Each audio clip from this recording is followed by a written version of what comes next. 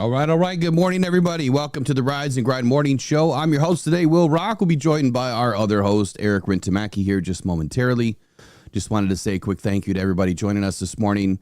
Please do us a quick favor. You found us, so you might as well stick with us. Tap that subscribe button. Of course, send us a like this morning. We tried to get likes up to 75 before 8:30, and we'll get those ads off for you guys right away. Let's get Eric in. Apologize about being late, but, it's Monday. Technical things going on since last night. We got it squared away, and we'll get off and running. Eric, good morning, man. How are you? Good morning. What a weekend. Yeah. What a last 7-8 minutes there. I got to. I don't know if you heard me in the background, but I wasn't happy. Yeah, I heard you. Yeah. As soon as I hit go, YouTube's like, nope, no go. You need to reconnect your channel. Yeah. So I had to do that real quick, but anyway, we're in. Yeah, good weekend, man. Not so much for the Lions. I mean, they didn't play well, right? But maybe we saw some things that looked okay. There was one bright spot this weekend, and that was Mr. Isaac Tesla. And as soon as I go into the game, I'm in the main concourse there at the stadium, and I feel somebody tap me on the shoulder, say, "Hey, Eric," and I turn around and it's somebody that knows me off of social media, and they want to meet me, and they're getting their picture taken with me or whatever. And we're standing there talking, and then somebody else comes up and taps me on the shoulder. Hey. And I turn around and he's like, "Hi, I'm Isaac Tesla's dad. And this is his mom. And we see you're wearing an Isaac Tesla jersey. You're the second person we ran into with an Isaac Tesla jersey on." So I got to meet him and get my picture taken with him and stuff. It was pretty cool. Yeah, they're a good pair, man. I've seen them around town. Actually, I seen them one time. I went in to get a coffee at Starbucks, and it was down in Grand Rapids, like northwest side of Grand Rapids somewhere. I'm walking out, and I swear they're walking in, and your picture kind of confirmed it yesterday. Yeah. And if it wasn't them, they've got some doppelgangers out there that look identical. But I was down doing something medical testing wise, and as I'm walking out, they're walking in. Yeah. But I didn't even think to stop and say hi. You know what I mean? What? His dad and Isaac look identical. It's just Isaac is a lot taller. Yeah. Well, he doesn't look short himself. I don't know where he got the height from, because his dad wasn't as tall as I was thinking, or his mom. Man, so big takeaways from the weekend. I want to start with that. So we'll roll into we'll kind of roll into the observations, and then we're going to get into the 53-man roster today.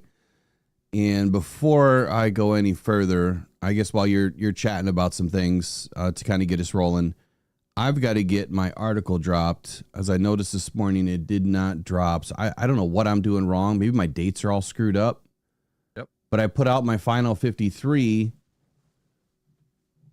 And I don't know why it's not dropping. This happened to me the other day too. So let me get that out there. Because I don't want to. I know nothing's going to happen immediately. I mean, the way that the framework here is going to work out for the Lions is yesterday, the way we understand it from Danny Rogers, Dan Campbell, Brad Holmes met after the game. They watched the tape, and then Sunday they got together in the morning to watch the tape, kind of go through it, and then in the evening they got together again, and then this morning they're going to be calling in players kind of one by one and kind of go through who's getting cut, who's not. So really, when other teams are cutting players over the weekend, Dan and Brad are kind of the last team to really do it. It seems like every year. But that's the idea, is this morning with these players getting called in, there will be news at some point, probably today. But I have a feeling that this is going to be more of a flurry, and then it's going to slow down, just like it does every year. They're going to stretch it out to the last minute, and it is by purpose. My belief, my opinion is it is by purpose that they're trying to hold back as many guys as they can so that they can try to sneak them through, that 24-hour window of getting through waivers, anybody that they have to get through waivers. My practice squad would kind of say otherwise, that maybe they'll be able to get these guys through anyway if some things happen. And see, that's the hard thing about doing a 53 is we don't know exactly who they're going to try to hold back, right? And we don't know if they're going to do any, vet deals where these guys probably should make the roster, but maybe it's by default because of injuries and maybe they didn't earn the spot. And I have a feeling that Dan and Brad are more about leaving a hole or two on this 53 man if the guys didn't necessarily earn a spot, but they were in by default.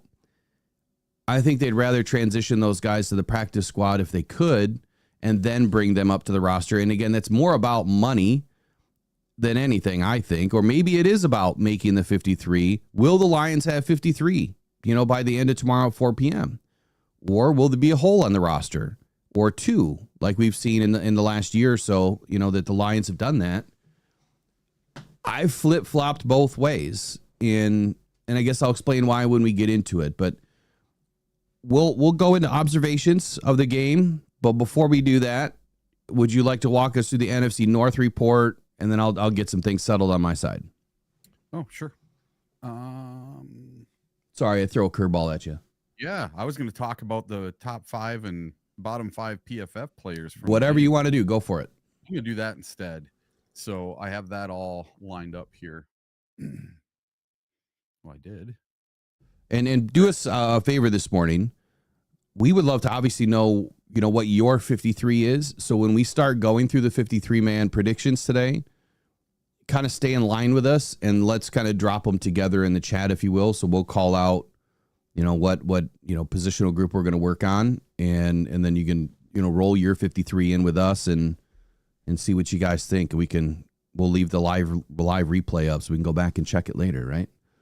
And then Eric, once I get your sheet today, once I get your final 53, because I haven't seen it, I don't know what it is, send it to me. We'll add it to the article so that we would know for sure we have a place to go find it, right? Because I can't find the one we did 4 months ago. Oh, yeah. God, that's so much different. We've brought in so many players that weren't even on the team back then. Exactly. So today's article, last night's article, it's kind of going through another positional group that I feel is a bit of an issue for the Lions this year, having to kind of, break it down, cut some guys, and that is the receiver room. So that's what this article is going to be about today, is the receiver room.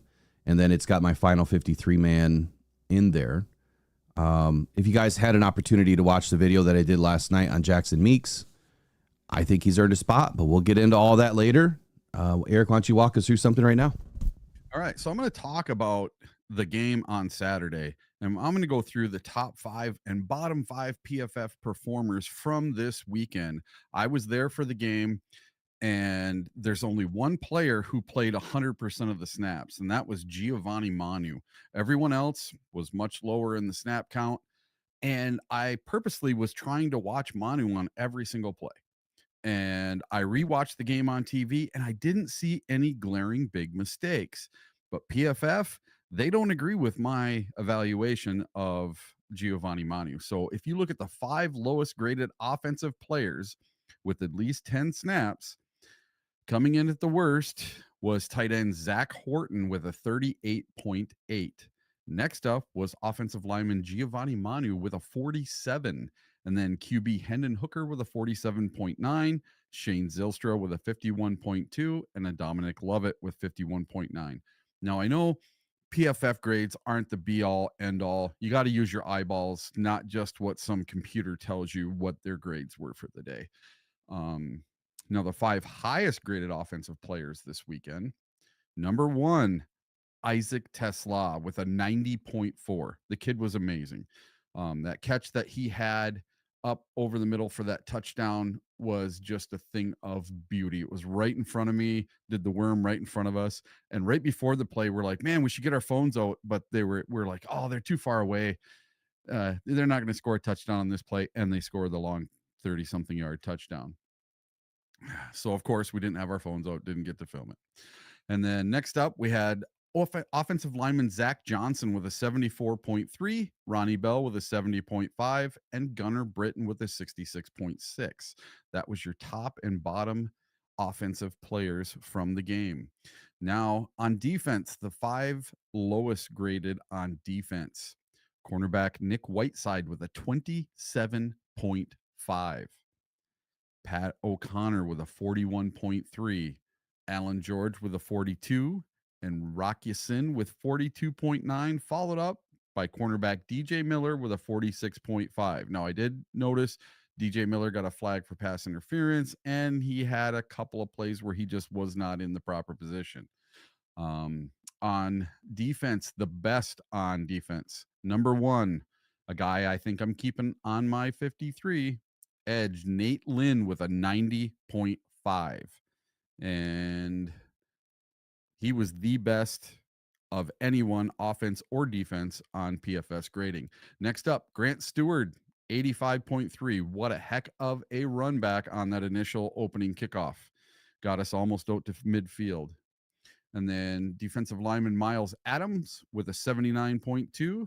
Lauren Strickland with a 78.2, and Anthony Pittman with a 77.9. So those were your best and worst. And then with snap counts from the weekend, pretty much the only one with 100% of the snaps was offensive lineman Giovanni Manu. And then they had a very long look at tight end Zach Horton. He had 68% of the snaps with 25. Dominic Lovett at 65%. Same with Hendon Hooker, 65%. Now, when Hendon Hooker went in, you noticed that once again, they did a bunch of running plays, which I thought was kind of silly. If you want to see what Hendon Hooker has, why not let him pass the ball a whole bunch, right? I would figure they would get it in there and do nothing but pass the ball, but they must have been trying to look at Sailors or somebody else, because he handed the ball off a whole bunch and he didn't do much with it once he got the ball. But Hendon Hooker was in for 24 plays for 65% of the snaps. Michael Neese played 54%. Kingsley Igukwan, he did 54% of the snaps.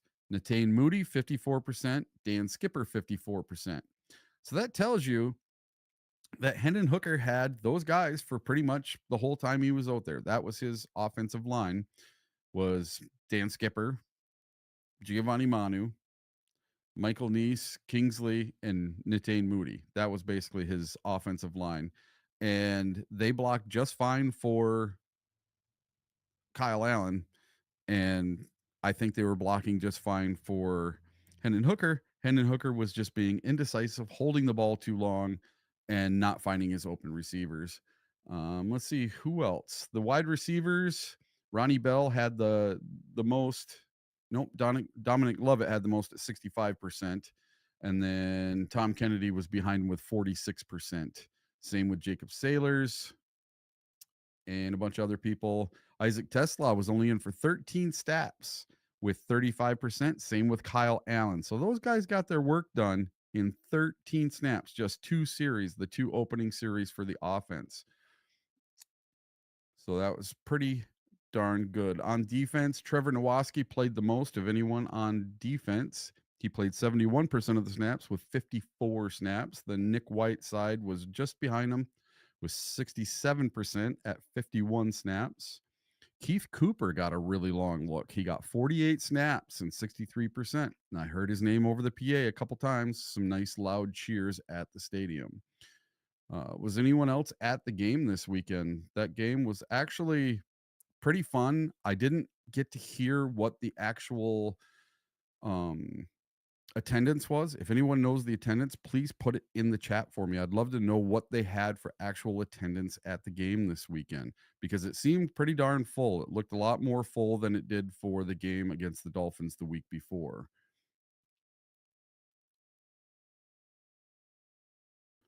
I'm gonna look at my sheet here. Okay, so what did you have after that? Can you run into the NFC North report real quick? Sure, yeah, I can run through a few things. So real quick, linebacker Ezekiel Turner may have suffered a torn Achilles last weekend, so he may be done for the year.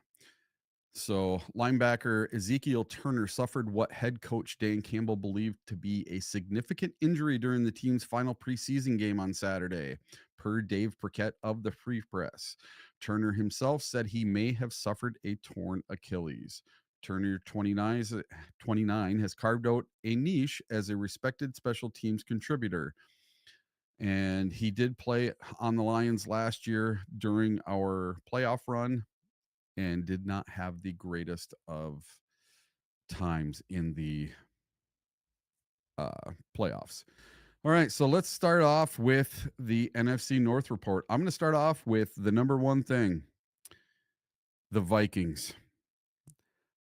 They traded quarterback Sam Howell to the Eagles, and then they signed Carson Wentz to back up J.J. McCarthy.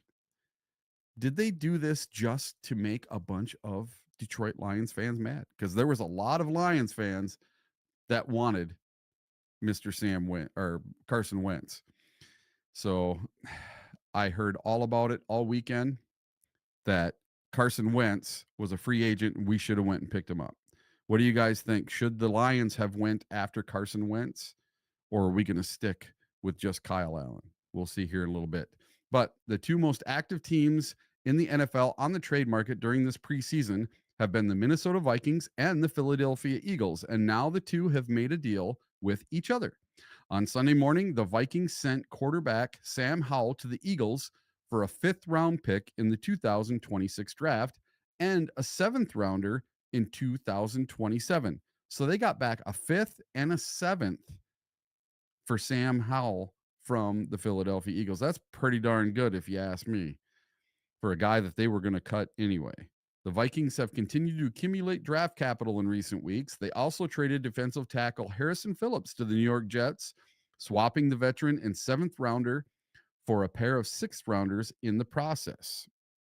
The Eagles have taken the opposite approach while stockpiling intriguing depth players at multiple positions as they fill out the roster for the season. Philadelphia had already made moves to acquire wide receiver John Mechie from Houston and cornerback Jacorian Bennett from the Las Vegas Raiders, and now they have added Howell to the mix as well. And I got to get down here. So this feels like the move before the move for the Vikings. The Minnesota has been targeting wide receiver help, and adding these 2 draft picks should help it make a move for another pass catcher before the regular season gets underway. Rumor is the Carolina Panthers wideout and longtime Viking Adam Thielen is a name that the Vikings are trying to trade for. They already did. Oh, they did? Yeah, from what I thought that they did last night, or maybe it was Saturday. I thought they already brought him in, which is nuts, right? They just got rid of him a couple years ago. Well, they were offering a 4th, and Carolina wanted a 3rd.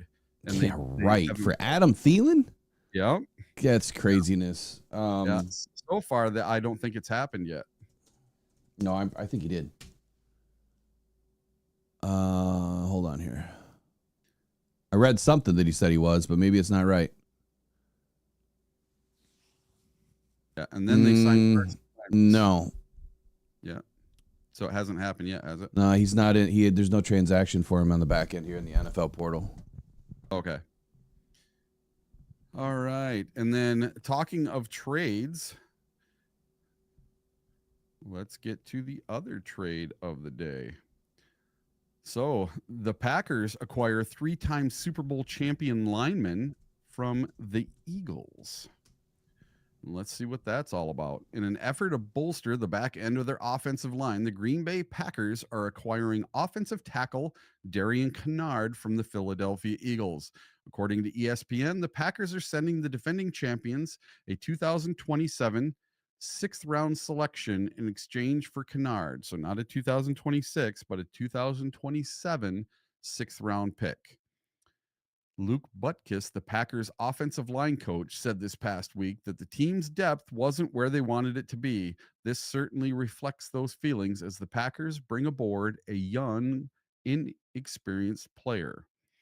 Kennard, who was drafted at number 145 overall, was on the board for the Packers in the spring of 2022. They've been enamored with him for quite some time. He was one of several players to take a pre-draft visit in Green Bay. Instead, they selected Zach Tom 5 spots earlier, who they signed to a massive contract extension earlier this summer. So he was a fifth round pick of the Kansas City Chiefs, and he doesn't celebrate his 26th birthday until December, and he already has 3 Super Bowl rings to his name. And the Packers go on to talk about let's get him his 4th, but I don't think that's going to happen. And in my last topic I got one more for the, let's see if we can get to it here. If I hit the right button, there we go. So I got kind of a funny one. This is for the Green Bay Packers. So if you play fantasy football, you can get a free mac and cheese if you draft Tucker Kraft in fantasy. And what do I mean by that? Yep, you read that correctly. Last season, Tucker Kraft finally got the sponsorship that he's been clamoring for after Kraft Foods sent number 85 a whopping 85 boxes of Kraft mac and cheese. Well, it turns out that was just the beginning of a beautiful partnership. Kraft mac and cheese have announced a new promotion with the Packers' third-year tight end. If you draft Tucker Kraft in your fantasy football league this year, you can enter to win 85 boxes of Kraft mac and cheese signed by Tucker Kraft, among other things, as part of a $25,000 prize pack. The other things, according to the contest, include an obnoxious The Big Cheese ring and a golden championship bowl for serving up your winnings. But that's not all. Even if you don't win the Big Cheese haul, you can still get a free box of Kraft mac and cheese just for drafting Kraft. You just have to sign up at their website to snag a voucher for a free box of Kraft macaroni and cheese. I won't be drafting Tucker Kraft in my fantasy football. I'm sorry. Well, that's good. No one's going to be drafting anything for the Rockhound leagues if I don't get it finished. I promise you guys it will be done tonight. I got started on it late last night, but then after 1:30 a.m. rolled around, I was like, I got to go to bed. So it'll be done today. I just have to firm up a couple of things. I'm trying to figure out the pay leagues so that we didn't have to pay, like, for anyone that wants to do a pay league, that we didn't have to pay on a, just a link, that we could actually pay through them, not us. And then it's just not going to work out that way. The way every pay league that I've been in, we don't pay into the app itself. We just have a commissioner, and the commissioner, you send them friends and family on PayPal. They hold it in their PayPal account until the end of the season, and then they distribute the funds from there. Yeah, I was just trying to get away from that. I didn't want to have to hold it. And I don't want to pay tax on it. You know what I mean? Yeah. But, oh, well, it is what it is. What I'm thinking of doing is we'll just throw it in the, we'll throw it in the foundation. And that way it can just be claimed there. Yep. Especially if it goes back out, then it shouldn't be that big of a deal, I guess. Yep. My last thing for the day on the NFC North report, we're going to get to the Chicago Bears. With the regular season opener just 2 weeks away, the Bears are running out of time to fix the persistent and troubling issues with Caleb Williams. So if anyone has been watching the Bears this preseason, Caleb Williams has been up and down. And the most maddening part about Bears quarterback Caleb Williams' preseason finale wasn't that he was finding new ways to make mistakes. It was that he was repeating the errors that have plagued him all through training camp. That's what's frustrating him. That's what's exasperating Coach Ben Johnson. And that is what has to change. Williams' development will take time. He and Johnson have admitted to as much, as impatient as they might be for progress. but by duplicating the mistakes he has made on the backfields of Hallis Hall on Friday at Arrowhead Stadium, Williams violated one of the core tenets of his new coaching staff. All right. What did he do? So Williams finished, let's see. So what he was doing is he was holding the ball too long. He was having pre-snap penalties. He had a fumbled exchange on a handoff, and he had a ball that didn't come out right from the center when he was under center, because I think he was used to being in the shotgun a lot more. And of course, Ben Johnson's going to have him up under center, and he's just repeating a bunch of the basic, I want to say rookie mistakes, but the mistakes that like Bagent isn't making. Bagent went off; he went crazy in the preseason. Well, Williams finished the preseason 17 for 25 for 220 yards and 2 touchdowns and a passer rating of 122.1. Filter out his plays against the Bills' second stringers and the Chiefs' backups, however, and you get a more accurate indication of his play. 6 for 9 for 41 yards with no touchdowns and a passer rating of 76.6. So that's what we're talking about. He lit it up in one game against the backups. When he's playing against the same starters, he hasn't been looking all that great, while Tyson Bagent has been lighting it up this preseason. So from you remember the other day when I said that they just signed Bagent to a 2-year extension? Mm-hmm. Well, I think that, honestly, I feel like they're not going to admit this, but it's possible here that Bagent might be the better quarterback. Yep. And I'm a little bit disappointed that the Lions didn't push, obviously, to find a better quarterback this season. It is what it is. I mean, I'll talk about that in just a moment, too, when we get into the final 53. But I think that Bagent's probably the better quarterback. And it may be in short order that he gets a lot of playing time this year. If Caleb Williams can't get it together, I wouldn't be surprised one bit if Tyson Bagent becomes a starter this season. So there's my hot take of the day for all you Bears fans, is that I feel that at some point we're going to see Bagent in there, and I think he's going to lead that team to a few more wins than what Caleb Williams is going to be able to do. That's just my take on it. Yep. Yeah. I feel that Bagent being in multiple systems and having all these different coaches, and he did get a chance to start a few games. He's just been the lower man on the totem pole because he doesn't have the pedigree.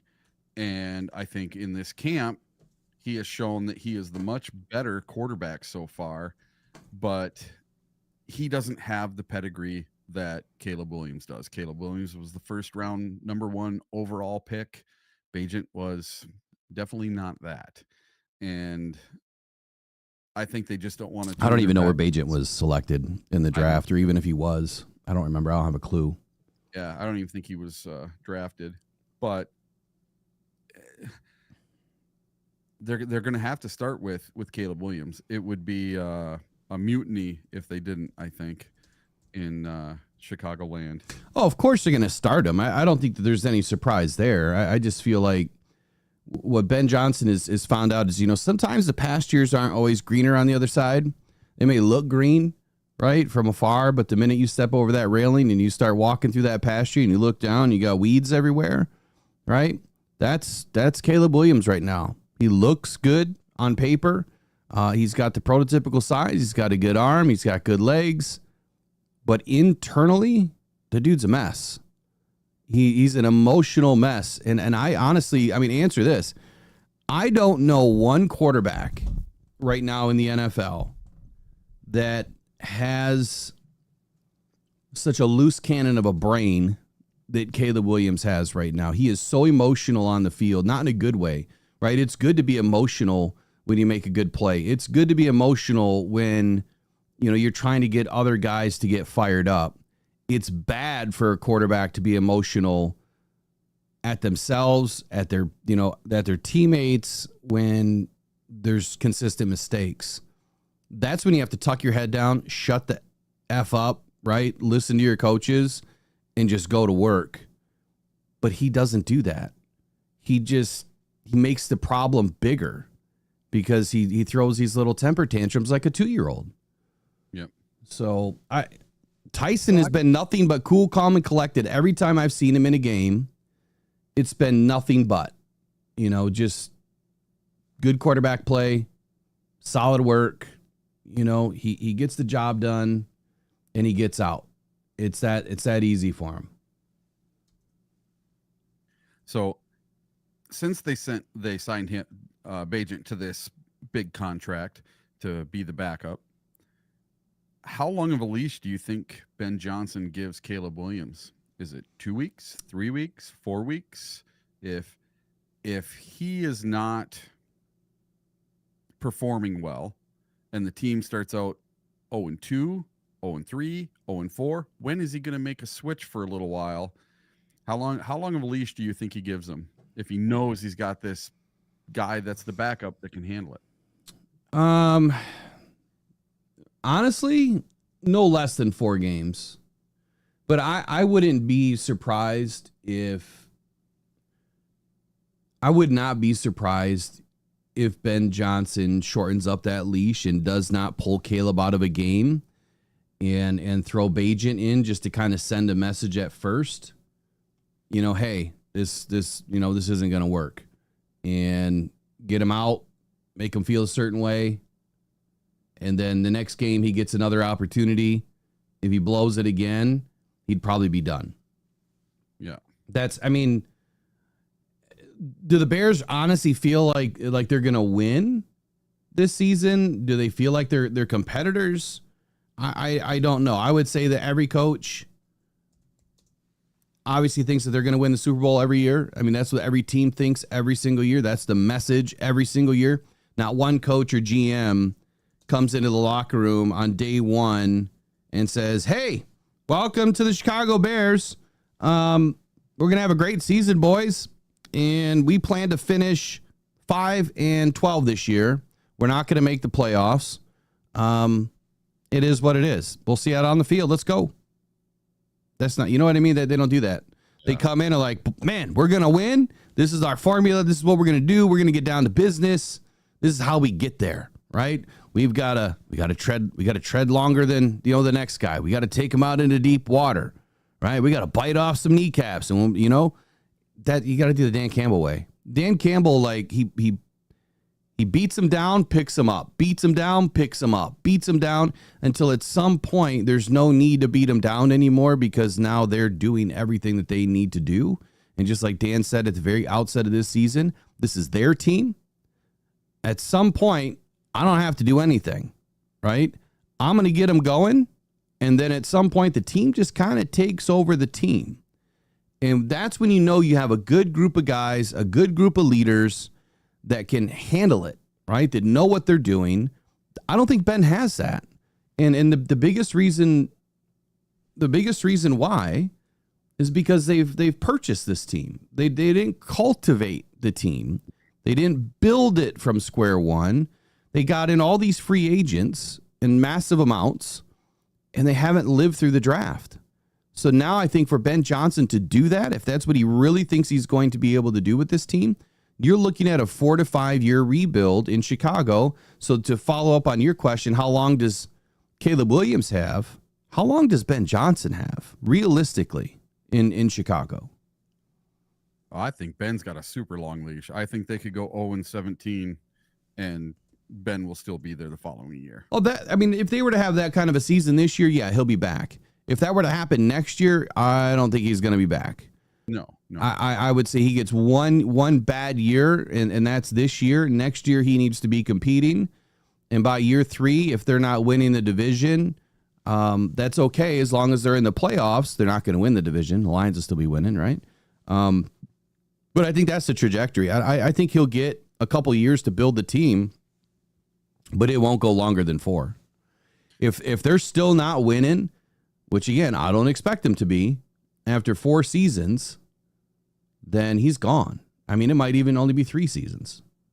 Remember this, the Chicago Bears ownership signed Ryan Poles to a 5-year extension. Yeah, that's nuts to me. I still don't understand that. And didn't they give Ben Johnson a 5-year contract? I don't remember, but for me, it's like Ryan Poles has done nothing for this team through the time that he's already been there. Nothing. This team has not gotten better. If anything, it's gotten worse. I mean, I don't even care about the record, right? The record is not what matters. It's how has the team evolved, right? You can look at the Lions and you can look at a team that has evolved and a team that has gotten better year after year after year. I don't see that. I don't see it with the Bears. I see a team that Ryan Poles has gone out and spent massive amounts of money on free agents, and they have not figured out how to create a core team. Have you watched on Netflix the new series called America's Team yet? No. I need you to watch with the Cowboys. I want you to watch it because there are so many parallels between that 90s Cowboys dynasty and what the Lions are doing now. So the Lions, they made this mega trade with Stafford for Goff, a bunch of picks. Well, the Dallas Cowboys, they did the Herschel Walker trade and they got 5 picks back in return. Oh my God. I forgot all about that. Yes. And that built their team. And that's how we're building this team as well. And if not for Jerry Jones having this giant ego, the Cowboys probably would have won 4, possibly 5 Super Bowls in a row. So what do you think happened? Like, how did his ego step in the way? His ego got in the way because him and Jimmy Johnson butted heads. And he ended up saying, oh, there's 500 coaches that could coach this team. Yeah, right. And they gave Jimmy Johnson the boot, and he got his friend from college and which was Barry Switzer. Barry Switzer, yep. Yeah, and then he took a year to get, because he was a totally different coach. So Jimmy Johnson was this, all right, you're doing it my way. Come on, let's go. And he was more of a rah-rah guy. Yeah, and Barry Switzer was, hey, everybody, you're my friend. Let's hug, and it was completely different. Yeah, but Jimmy dude was a good coach, man. He was a great coach. Everybody loved him. And you got to remember, your franchise quarterback that you would went 1-15 with, Troy Aikman, you then turn around and have his coach with him go through all that, and you turn it around and you win 2 Super Bowls in a row with Jimmy Johnson and Troy Aikman, and then you take away Troy Aikman's security blanket in Jimmy Johnson and you put in somebody else. Oh man, it did not work. It was like oil and water. So it took a year to get back where they were. And I'm telling you, they had the team to do it. And watching this documentary, man, if that owner just could have gotten out of his own way, they would have had a lot more Super Bowls, and they would have been talking about how the Cowboys had 4 or 5 in a row. They had the team set up to do it. They really, really did. Well, nothing's changed with the Cowboys. I mean, Jimmy's still stepping on his own, what? Every day, it's insert foot in mouth, and now it's getting to the point where it's age related. I think that that Jerry is just senile, man. I mean, the guy's just not. He's not making very, very smart decisions. I would love to see. Not that I want the Cowboys to be great, because I can't stand the Cowboys, but I would love to see what, if one of his kids are going to take over the team. And I don't remember the family dynamic, so I don't even know if his son is going to be a successor, if he's actually going to do something with the team. Yep. But if that's the case, I mean, that's what I would love to see, right? I would love to see that opportunity where maybe, just maybe, with all of the wealth of opportunity that you have had with that team, does it finally come to fruition because you get, a sound mind leading your squad? Yeah, you really need to watch this documentary. I will. I'll check it out. It talks all about that, talks about how you built Jerry World. I mean, it goes all the way up to today and the stuff he's having with Micah Parsons. So, speaking of Micah Parsons, what's going on? Hold the phone here. Uh-oh, did I miss something? No, I don't know if you saw this. Let me just double check something real quick. I haven't looked at anybody today. Okay, so the Packers, this was as of like 24 hours ago. Yep. That apparently there's some inside connection right now with the Packers pursuing Micah Parsons. Oh. Nothing definitive yet. Yeah. However, they also mentioned, which was when you mentioned that Herschel Walker trade, they also mentioned that in this article. So I missed it. Did you talk about this? No, I did not at all. Okay. Not that one. So on Friday on SportsCenter, Jeremy Fowler of ESPN said the Cowboys have received multiple trade inquiries for Parsons. And get this, it would take a, quote, Herculean Herschel Walker sized offer, end quote, to trade him. However, if the Cowboys, who remain optimistic that they will get a deal done, were to end up deciding to trade Parsons, Fowler mentioned the Packers are first right now among teams in interest in pursuit of Micah Parsons. My God, will this fan base of the Detroit Lions melt down for all those edge-loving, fans out there that seem to think that is our only key to winning a Super Bowl. And here's my take. Let the Packers get him. Please let the Packers get him. Because not only will the Lions be able to isolate him like we always have, he has not done any damage to this team at all. It's going to screw him. That size of a contract is going to screw the Packers for a decade. And the Packers have made extremely smart moves, but it's going to screw their draftability because they're going to have to give up 2 first-round picks at a minimum to bring him in. And that's going to screw their draftability. It's going to screw their cap space. Let them do it, because that one man is not going to help them win anything. I'm sorry. You still need a competent quarterback. It's the offensive side of the ball is where they need help. Yes. 1,000%. They don't have a wide receiver that can catch a ball other than Matthew Golden. He's the only one that can actually catch the ball. Everybody else is putting the ball on the turf all preseason. All right, so I think I'm good, and I also figured out with my Substack here, the Detroit Lions Football Journal. Once my domain name takes over, I should be able to post things a little bit easier, and actually show up, with clickable pages. So I hate having to add all these links because it ends up getting buried on Twitter and everywhere else that they don't like to post it. So, or they don't like to push it. But here we go. My final 53 man will be out in the world right now. So it's out there. Let's not look at it. Let's walk through it. It is 8:53, man. We've gone through almost an hour today of just kind of getting prepped for this. I have not looked at the chat one bit yet.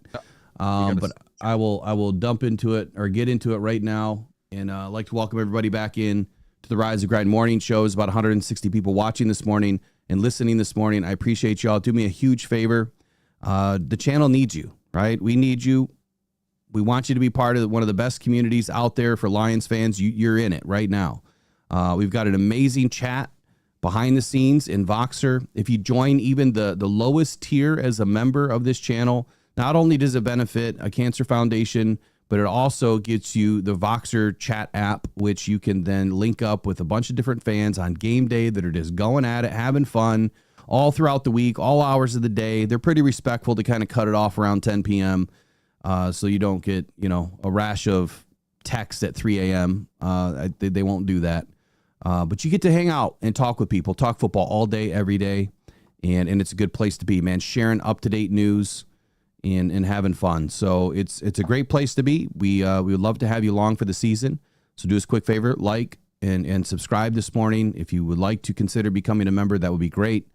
Most importantly, share with a friend, man. Get us out there to your Lions family, to your Lions coworkers, your Lions friends, and let them know that this is their place to be at 8 o'clock every single morning, Monday through Friday, to get their up-to-date or up-to-the-minute news on your Detroit Lions. No clickbait, no BS, just straight up good conversation, good guests throughout the season, and let's have some fun, man. Let's push this thing to the Super Bowl. We're almost there. We're at 66 likes, so we're almost there. Hey, speaking of the chat, Lions Super Bowl 2025 did a $1.99 super chat. He said, we need to get Meeks and Za'Darius, and we'll get into that real soon. Thank you, Lions. Let's get into it right now, but we're not going to do that before we just take a small ad break here for about 15 seconds. And that is our countdown clock. We've got 1 day, 7 hours, 4 minutes, and 8 seconds, brought to you by Pro Sports Zone. That's how much time is left before your Detroit Lions 53-man roster will be complete.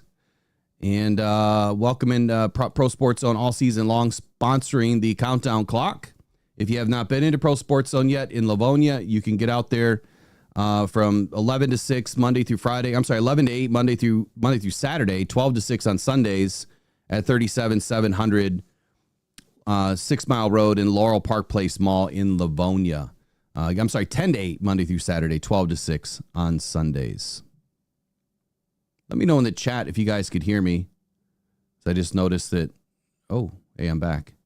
I just noticed that my mic wasn't turned on, and that funny things happening this morning with. I could hear you. With technology. Barney U of M Dad just sent one Rocked On Lions gift membership, and all balls no D got it. All right. Welcome into All Balls No D, man. So what you do is you check the membership posts, and then if you don't continue your membership, obviously after the 30-day free trial that you just earned, then you won't be involved, obviously, in the Voxer chat. I just started going through it this weekend, trying to get everybody, kind of up to date here. So we will remove you from the chat at some point, but just get in there, man. Have some fun. And enjoy it. So, all right, let's do it, man. Let's get into this. I'm going to start with Full Slate Farms message. Need more pass rush help. Looks at Saturday. Look at Saturday's first half. Those guys in there are rotational, and only at the end of their first half did they start getting there. I'm not going to put any weight into a preseason game. None. Zero. Zilch. And I think that would be stupid to do that. This is about evaluation. It's not about scheme, right? We haven't seen anything yet. The only thing that we have seen so far was probably in the Miami game a little bit, maybe even a little bit in the Atlanta game. Towards the first 2 quarters of each game, I think that we've seen a little bit more scheme from Calvin Shepard, a lot more linebacker blitz. And that's a thing I think that fans need to pay attention to this year. It's something that I've been saying since Calvin Shepard was inserted as a DC, is your defensive ends are not your highlight in this defense. It's going to be the linebackers. The linebackers are going to get the bulk of the blitz opportunities and the bulk of getting after the quarterback. Obviously, your defensive ends want and need to win, but it's not about sacks. It's about pressure. And if you're not going to listen to me about that, that's fine. Go listen to Calvin Shepard. Go listen to Dan Campbell. Go listen to Brad Holmes. Go listen to Aaron Glenn. All 4 of those men will tell you that sacks are not the answer. It's pressure, right? Get the pressure, create chaos, stay in your details, win on the edge. Setting the edge is more important than getting a sack, right? Because here's what happens on first down. You get a sack, right? Now you've got 2nd, 3rd, and 4th down to get that first down, don't you? So if they go in on 2nd down, and let's say it's 2nd and 15, and they get 12 yards, and then they get a first down on 3rd down, the sack was meaningless. It was absolutely meaningless. Give me the sacks on 3rd down. Give me the sacks on 4th down when you can flip the field, right? When you can flip possession, that's when they matter the most. TFLs, again, I know I've said this a lot. That is the most important stat to a defense outside of pressure, because you have more opportunity to tackle a quarterback, a running back, a receiver, a tight end behind the line of scrimmage than you do just a quarterback, sack, right? There's more opportunity to get other guys. TFLs, in my opinion, is the most important number on a defense outside of pressure. Sacks are great. They are highly glorified. It's a fun play for fans to watch, right? Just like a 60-yard bomb is a fun play. But if your quarterback is just going back and launching 30, 40-yard bombs all game long, eventually, right, you're not going to catch them all. And you're going to miss a ton. And then you're going to go 3 and out all the time. So it's the same thing with sacks. If you sell out and you try to go after the quarterback every play, you're going to miss. And when you miss, what are they going to do? They're going to hurt you, because now you sent everybody after the quarterback and you didn't get home, because these quarterbacks can get the ball out in under 2.25 seconds. And pressure in this league doesn't come at 2.25 seconds hardly anymore. A lot of defenses can't do it. And a lot of sacks don't happen sooner than 2.75 seconds. And the ball's already out. Look at Jared Goff. For a quarterback that catches so much flack about not being mobile, right, and not able to run, why is he able to get the football out so fast? And why is he not taking a ton more sacks? It's because the ball does come out so fast. So Micah Parsons didn't do any damage to us, right? Myles Garrett didn't do any damage to us when we played him last. Any of the Bosa brothers didn't do any damage to us. Max Crosby didn't do any damage to us. So you can isolate pass rushers and you can make sure that they don't get in on your quarterback. They might have a free run here or there. They might have one big play in a game. But outside of that, a good offense and a good offensive line will be able to hold back your defensive ends. Unless you have a very well-constructed team that is deep at more positions, right? Interior defensive line and linebackers, you can't just be one-dimensional. Just like an offense can't be one-dimensional. If you consistently add to your pass rush, but you don't fix the other positions, you're not helping your defense win. I mean, that's just football 101. You'll see. You'll see as the season goes on.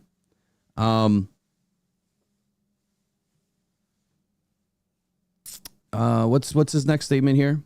Then why pay pass rushers that sack the quarterback? Because pass rushers, they're not a dime a dozen, right? In this league, you probably have 5 elite pass rushers, and those guys will get paid. But below them, you don't see guys just cashing in $160 million checks, right? There's very few in this league that can actually do it. Now, there's a big difference between edge and pass rusher. Big difference. There's a 3-4 outside linebacker pass rusher, right? And then there's a 4-3-4-2 defensive end edge rusher. 2 totally different positions, 2 totally different schemes, and that's why 3-4 outside linebackers don't always fit on the defensive line that is a 4-2-4-3. So I won't get into that all day. We've beat that horse a million times, and you know what? I keep winning. So that's the only thing that I care about, is that we keep winning, because everything that I've said about that whole thing is come true. Like, you've witnessed it all, you've seen it all, and it's not going to change, because that's football, right? That's how football's played. All right, let's do this, man. 53 man. Yep. But first, go ahead. Dane Campbell just went live. Do what? Dane Campbell's giving a press conference right now. Oh, is it? It's at 9? I don't know. He's on right now. It just came up on my phone. Oh, Dan, it wasn't listed. Yeah, I can go. Well, I can't go long today. I forgot. I got an appointment at 10:30, but just to let you know, he is. I'm not going to worry about the press conference. Okay. Simply because he's probably just going to say, hey, we're going to be going through cuts today. It's going to be tough to do. And yeah, yada, yada, yada, yada. They're going to be going through meetings all day today. I'm not going to worry about it right now. But here's what I will do is I'm going to dial back the ads. You guys got us up to the likes. So let me get these ads turned off so that we can just enjoy the conversation here on the 53. It's probably going to take an hour, hopefully. And I did get a notification about your Substack too. Perfect. Thank you for letting me know that. Okay. Let me get mine up. You ready for this? Man, I've been ready. Like it's time. It's time to move on.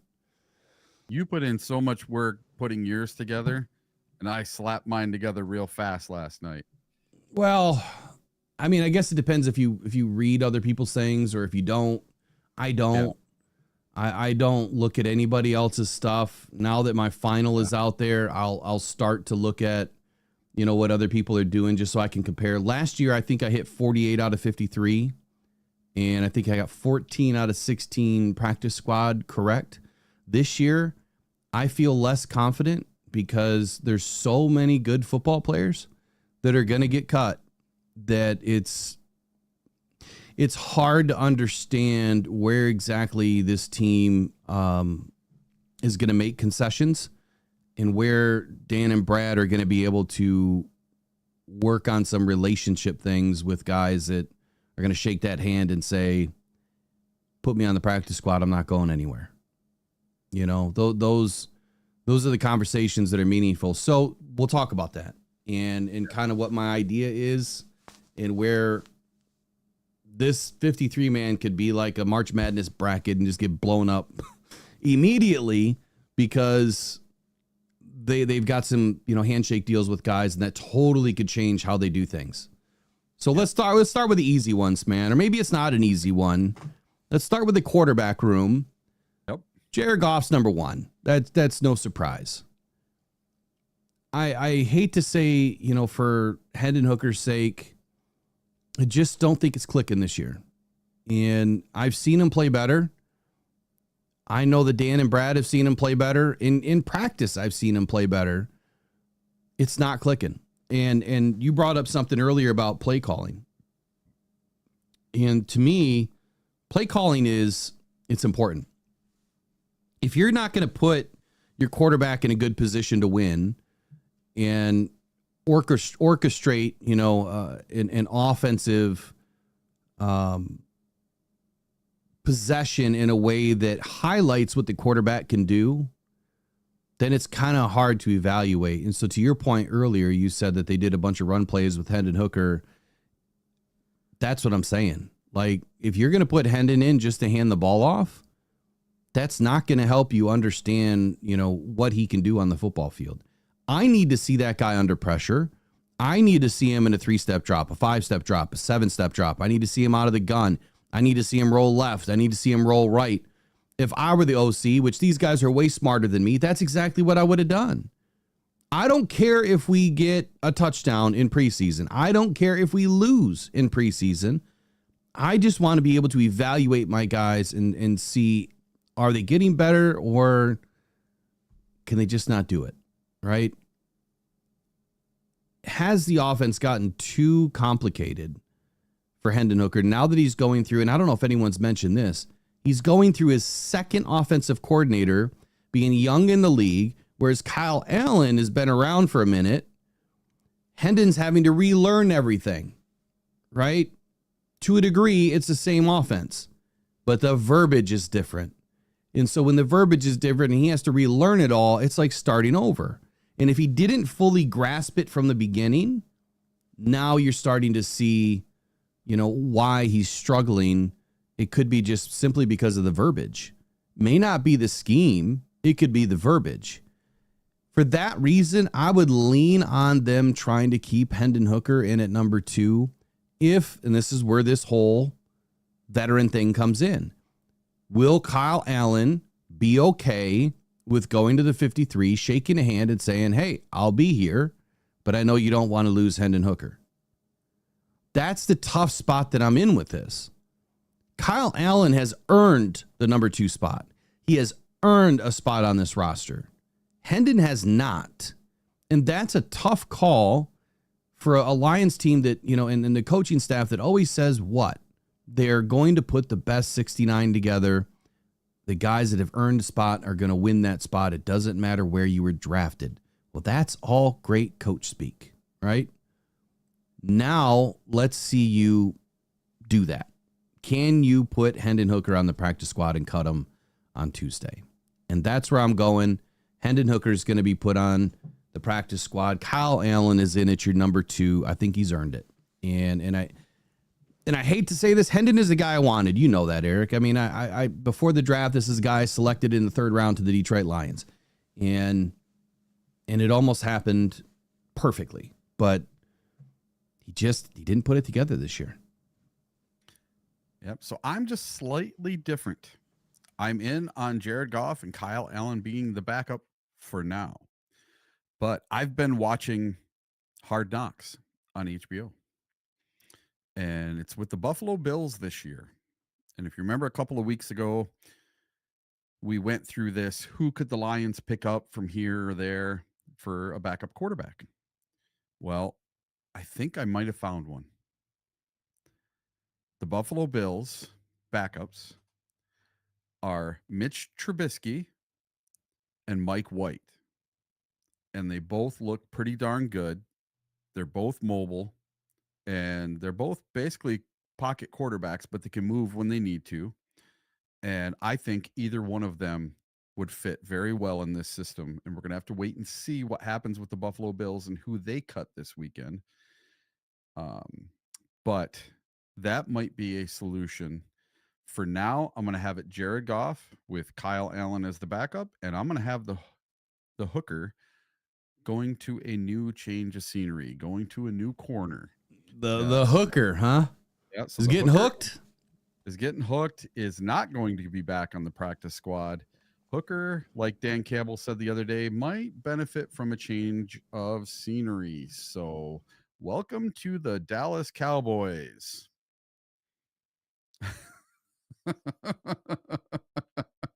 They like to take. Why Dallas though? Why? Are you just saying that to say it, or do you honestly think there's an opportunity there? Yeah, no, because they like taking backups like that didn't work out. So they took Trey Lance, right? And they actually traded for him. That's the guy that I mean, look, he impressed me so much, Trey Lance, in that first Hall of Fame game, which again, I'm not going to put any credit into the Hall of Fame game because it was a glorified, practice. They didn't scheme anything. They just threw guys out there. Go have fun. We're just going to dial up a practice today. But man, did he look good, right? He made good decisions. He threw the ball well. He ran when he needed to run. He extended the play. He did all the things that you would expect, that your backup quarterback should do. Let's be honest for a moment. Mm-hmm. If Jared Goff goes down and you take... I mean, who's considered to be the best backup quarterback in the league right now? With a future. You know what I mean? It depends on who you ask. Well, ask the chat. Yeah, there you go. Who do you guys think? Who do you think the best backup quarterback is today? Well, right now it's got to be Kyle Allen. Kyle Allen had 2 preseason games with a perfect passer rating. He went 5 of 5 with a touchdown on Saturday. Yeah, I would say Kyle Allen he's not the best backup in the league. He's the best backup for the Lions. No, I'm saying in the league. Who is the number 1 best backup quarterback in the league right now? Is it Tyson Bagent? Is it Tyler? Is it Henneke? Is it Tanner McKee? I really like Tanner McKee. Is it Trey Lance? Is it Carson Wentz? I mean, who is it, right? So here's the question. I won't go long on this. If you had the best backup quarterback in the league right now, a true number 2, would the Lions season still be over if Jared Goff was out for a significant amount of time? Maybe, maybe not. If Jared Goff was done for the season, I would say yes, the season's done. If he's out for 3 or 4 games right now, are we even going to win any of those games? Doesn't matter who the backup is. That's really tough to say. If we could go 50%, I think you're winning. Even if he was out 4 games and you went 2-2, that's a huge win. But right now, if Jared Goff goes out, I don't care who the backup is. The season's probably done anyway. That's just the reality of it, right? If it's a game, just one game, season's alive, depending on how well you've been playing to that point, right? But if you are anywhere in the fray of maybe going to win the division or maybe finish 3rd in the division, right? This season's probably over. So let's just be real with it. I don't think it matters who our backup is. I think what the backup does for this team is that practice. That's what the backup is for. You know, the backup is there to get you some different looks for the defense and help Jared Goff in game, right? To see things that maybe he's not seen. That's it. So you need a guy that's extremely smart, and that's why I'm putting Kyle Allen ahead of Hendon Hooker, because if Hendon can't do it on the field, how can he do it on the sideline? You know, and maybe I'm wrong in saying that. Maybe he's a much better teacher than he is a player. Maybe he just needs to go to the other side. I don't know. But anyway, that's it. Kyle Allen, number 2. Jared Goff, number 1. It's a good conversation to have. 100% with the votes in the 26 votes. Does Hendon Hooker make the 53? 100% say no. Well, we'll leave that up for a couple more minutes. That's funny. All right, running back room. Sticking with the offense. You ready? Am I going first or you going first on this one? You go first. All right, running backs. We got 4 of them. We got Jahmyr Gibbs, David Montgomery, Craig Reynolds, and Sione Vaki. Now, Sione Vaki, after I went to practice, I said during the practice that Sione Vaki had a leg injury and they were working on it and working on him on the sidelines, but I heard chirp, chirp, chirp from all of the reporters at camp. No one mentioned it whatsoever in any report, but then yesterday I saw a report that said Sione Vaki had a slight leg injury in practice on Saturday that happened right in front of me, and that he may be out for a little bit. So if Sione Vaki has to go to a list like an IR list or anything, then I would keep Jacob Sailors in for the initial 53. But if he does not make any list, I have Jacob Sailors as out, as well as Deion Jackson. Okay, so hold on here. You saw that Sione Vaki was injured again? No, when I was at practice on Saturday or Thursday, Sione Vaki got injured and he did not participate in the preseason game. And at the preseason game, that's when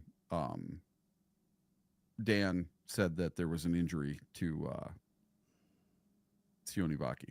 And he said it might be a minute before he's back. Yeah, so the last update I've seen on Vaki is that, like Dan said, quote, Vaki, we'll see, but it's not a major thing. That could be a tick longer than Graham Glasgow. So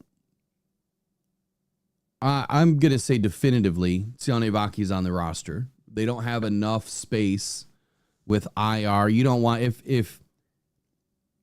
if he's going to be back and ready to roll in a couple weeks, I don't think you want to take the chance of having Vaki out for the first 4 weeks.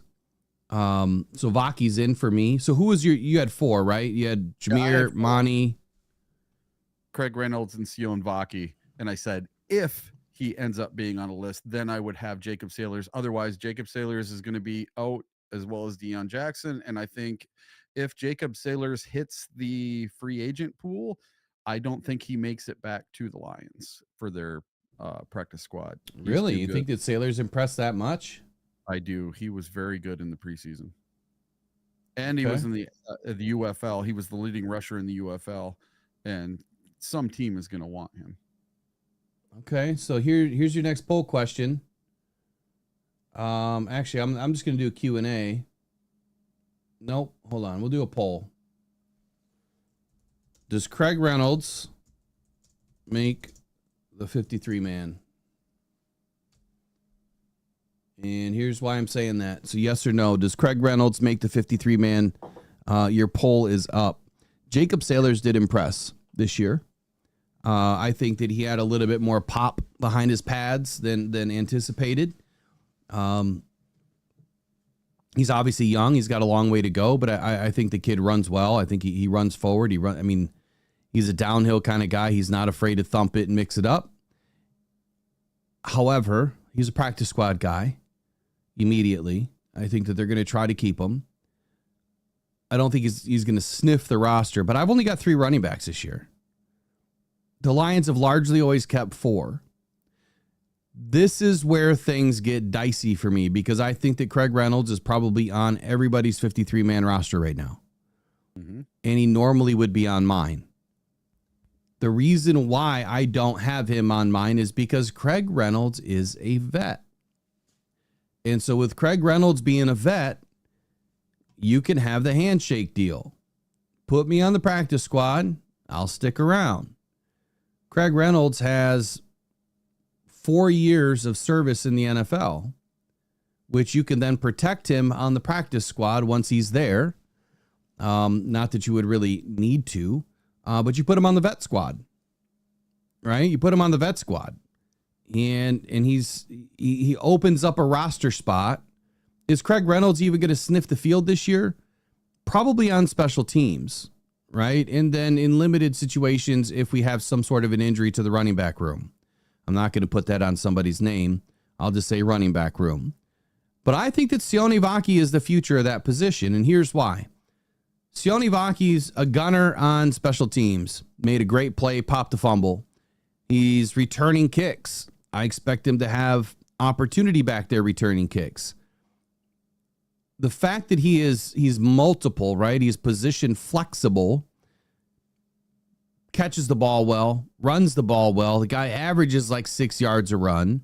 He's younger, and they're obviously not going to go away from Sione Vaki. I mean, he is the future of this running back room behind David Montgomery. So if David Montgomery is not retained, I think that Sione Vaki's finally going to get his call to action. And I'm not saying this year retained. I'm like next season, whenever David's contract is up. That's where I'm saying that Sione Vaki is the future. Craig Reynolds, I love the dude, man. He's your ultimate teammate. He truly is. I do like his ability in special teams. That play where he knocked Carlton Davis on his ass and freed up, was that Amon-Ra St. Brown for the touchdown, or was that Gibbs? Remember that play? Which one? Where he knocked Carlton Davis on his ass when Carlton was with the Bucs in the playoff game? That was Tampa Bay, Craig Reynolds. Yeah, it's Craig Reynolds. That's what I said. So I'll never forget that play. Yep. However, I've got Jahmyr Gibbs, David Montgomery, and Sione Vaki. I have Craig Reynolds doing a little bit of a handshake with Brad and saying, stick me on the practice squad, I'll stick around.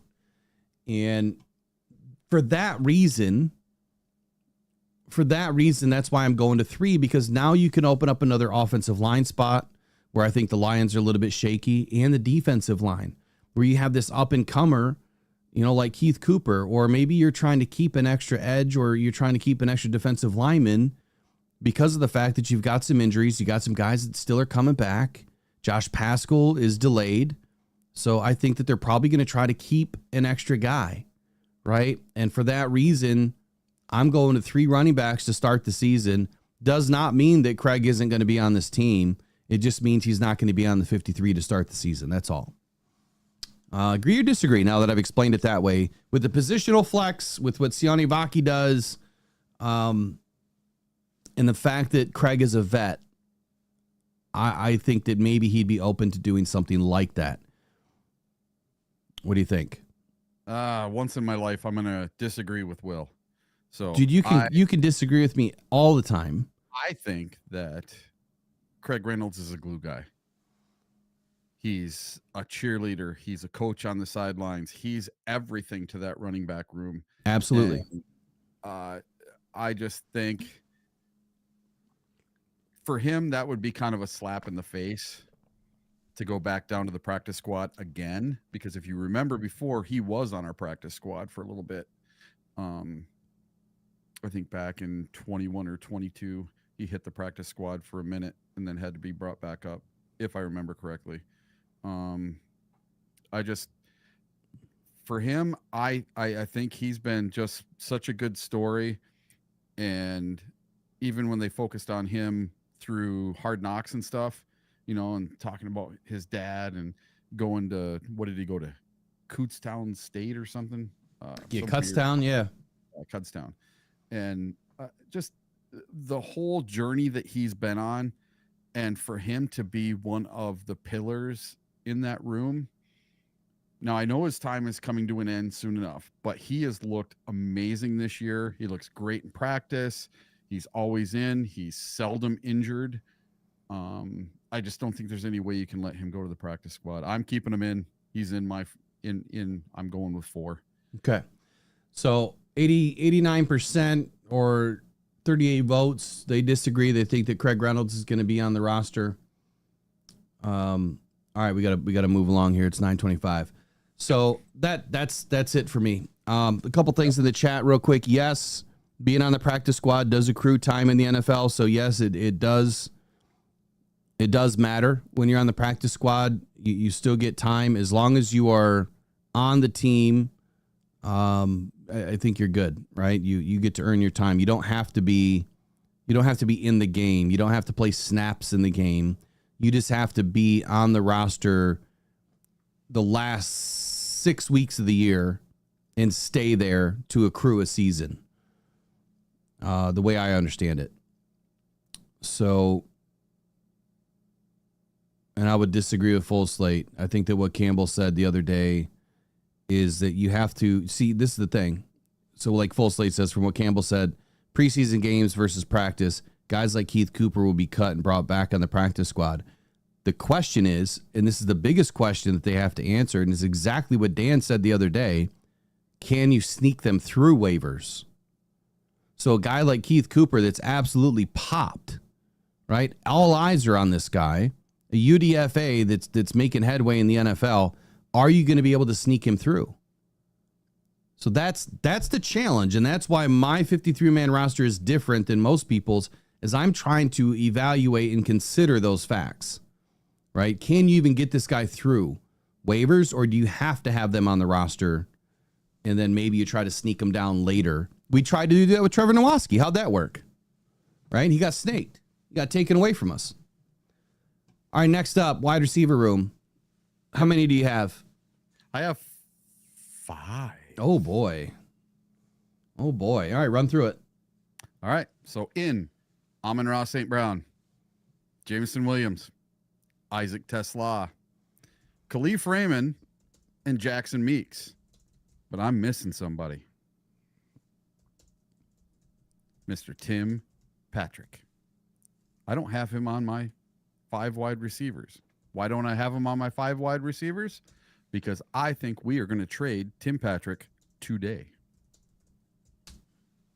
It's kind of funny you say that. Last night to end my Jackson Meeks video, I said that I think that there's an issue here. Not really an issue, but I think that when you look around the league and you see what other teams are doing, that they're trying to make some trades with guys that potentially they're not going to, make this roster. A week or so ago, you said that, there might be some trades for the Lions potential and just around the league. And I said, you just don't see a ton of trades towards this time of the year. And for whatever reason, that fly has gone up somebody's butt because teams are trading like crazy right now. You just don't see this a lot before cut day, because at cut day, you're going to take your chances on getting somebody that was cut. But trading makes a lot more sense if you can do it. So the question is Tim Patrick worth anything to another team? I think that what he put on tape last year was great. I think that he showed that he's back from his injury. He's healthy. And even though we haven't seen him this year, that would tell you that he's parked on the roster because he's not out there playing in games. So when you look at snap counts, I think that people kind of have it wrong. I think that when you look at snap counts and you see the more snap counts a guy plays versus less, they're thinking that guy's not on the roster, right? I think that when you see a guy getting more snap counts in a game, that tells me something. That tells me that they're trying to get an additional look. It's the same value that I would place on your top 30 visits. How many contacts did you have with the player leading up to the draft? What does that really mean? Well, what Daniel Jeremiah and others will tell you is that the more contact you have with the player, the more questions you have, which means you're not sold on the guy. And it can go both ways, right? You either have more questions and you're not 100%, or you like the dude so much, you just want to get him back in to have another conversation about something to see maybe how that individual would fit on your roster and if you can pivot and go a different direction, for that draft. So it works both ways. When I see guys like Giovanni Manu getting a ton of snaps, I think that that's partially because they wanted to get him a ton of snaps. They want to get him as much time on the field as possible to see if this is somebody that they can keep, that they're still going to, use as a project, or do they have to go with somebody that maybe was playing a little bit better than Giovanni Manu this year? That's just a reference, right? Or Jamarco Jones.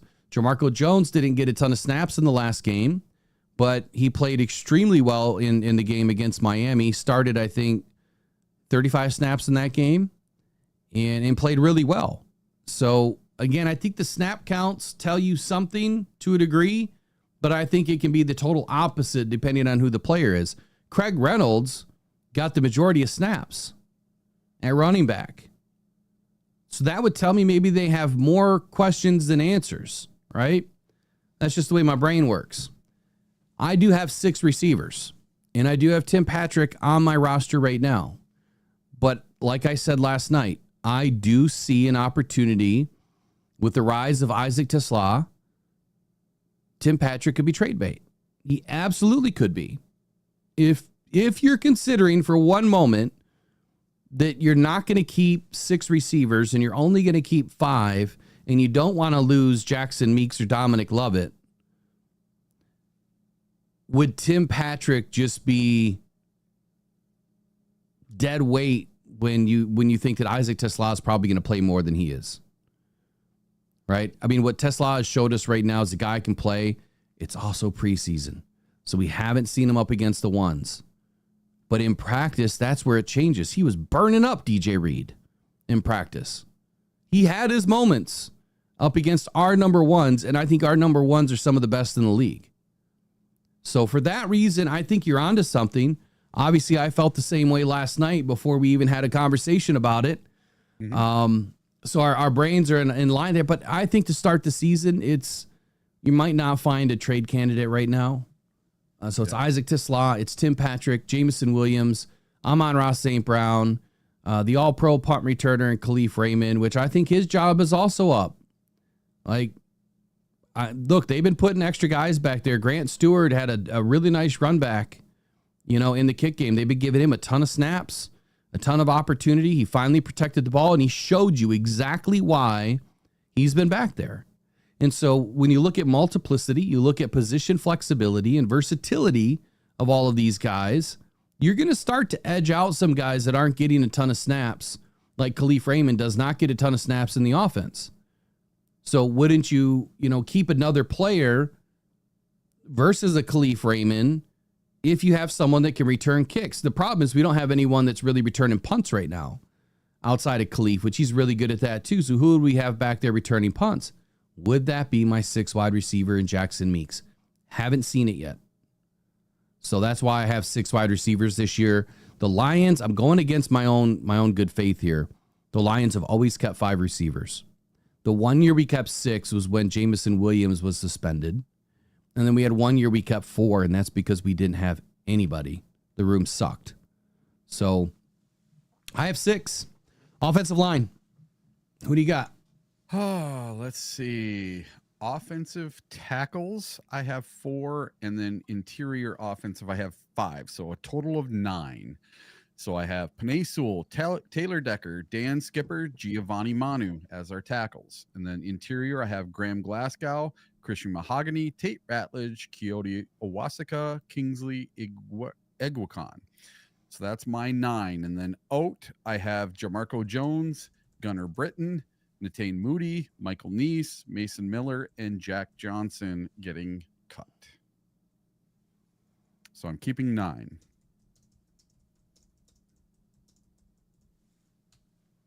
Okay. Offensive line. This is the tough one. So I highlighted Jamarco Jones in red. Last year, he made the practice squad. This year, I think he makes the roster.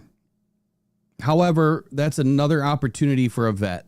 And so is Coyote Iwasaka. He's also a vet that you could have a handshake deal. The Lions could keep 8 offensive linemen right now. They really could. And I think that those top 8 would be Taylor Decker, Christian Mahogany, Graham Glasgow, Tate Ratledge, Penei Sewell is your top 5. Dan Skipper, he's not going anywhere. That's 6.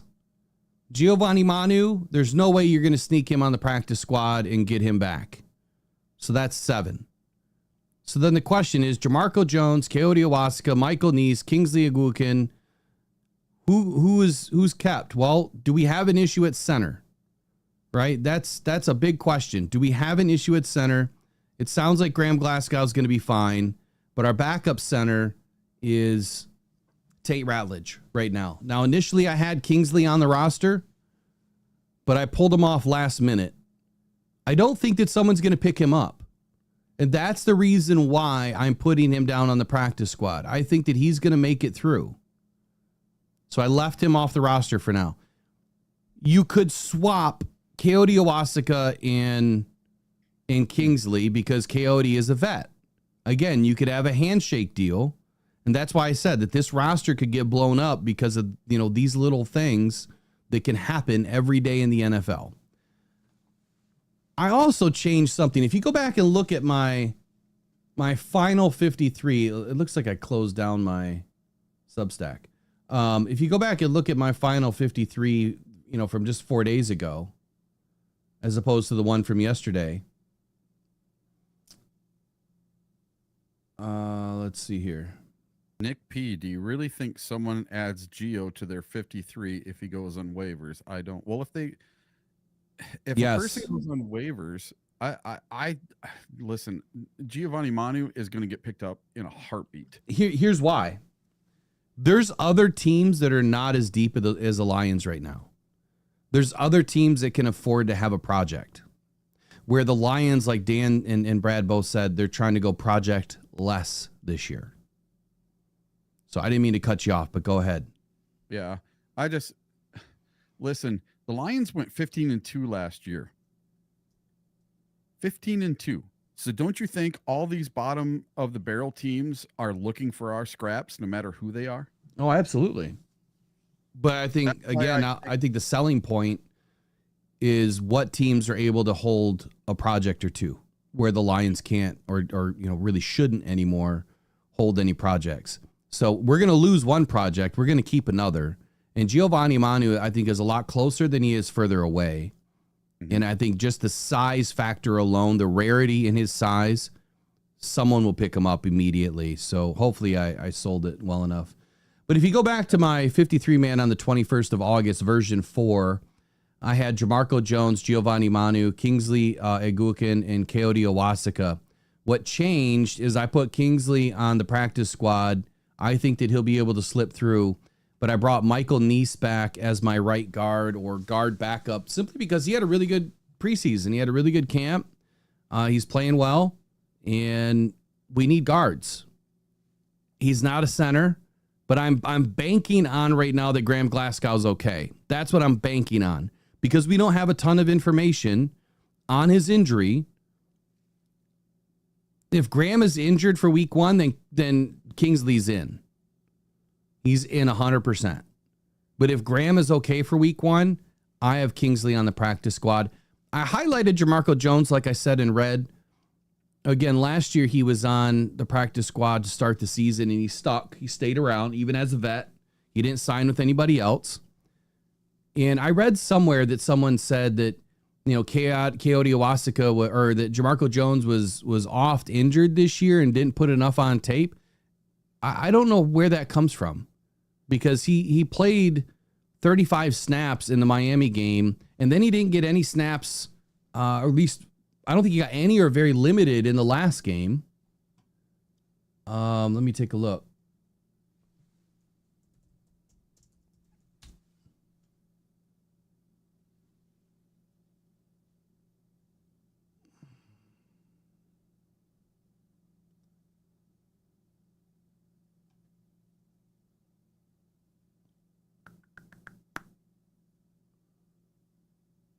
Come on. I got a lot of snap counts right here. What the hell? Snaps by position. Which player are you looking for? I'm looking for Jamarco. Let's see. On offense. Okay, yeah, preseason game 2. So it was the Miami game. He had 35 snaps. He started. He played 32 in the Hall of Fame game. He didn't play, according to PFF, in week 1 against the Falcons or week 3 against the Texans. Maybe he's a little banged up, but I didn't see any injury designation. I didn't hear anything about it. When you go watch the game again against Miami and you look at his snaps and how he played overall in that game, he, let's see. Overall in that game, his pass blocking was not great. Run blocking was good. But I think it was a little bit better than some of the other guys. Right? And he has a little bit of positional flex to him. A little bit. Not a ton. He can definitely play both sides.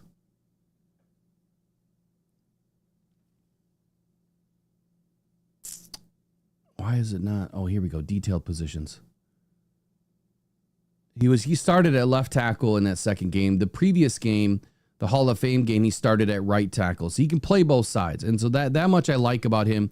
And I think that Jamarco is a better option than Giovanni Manu right now, if we needed a backup.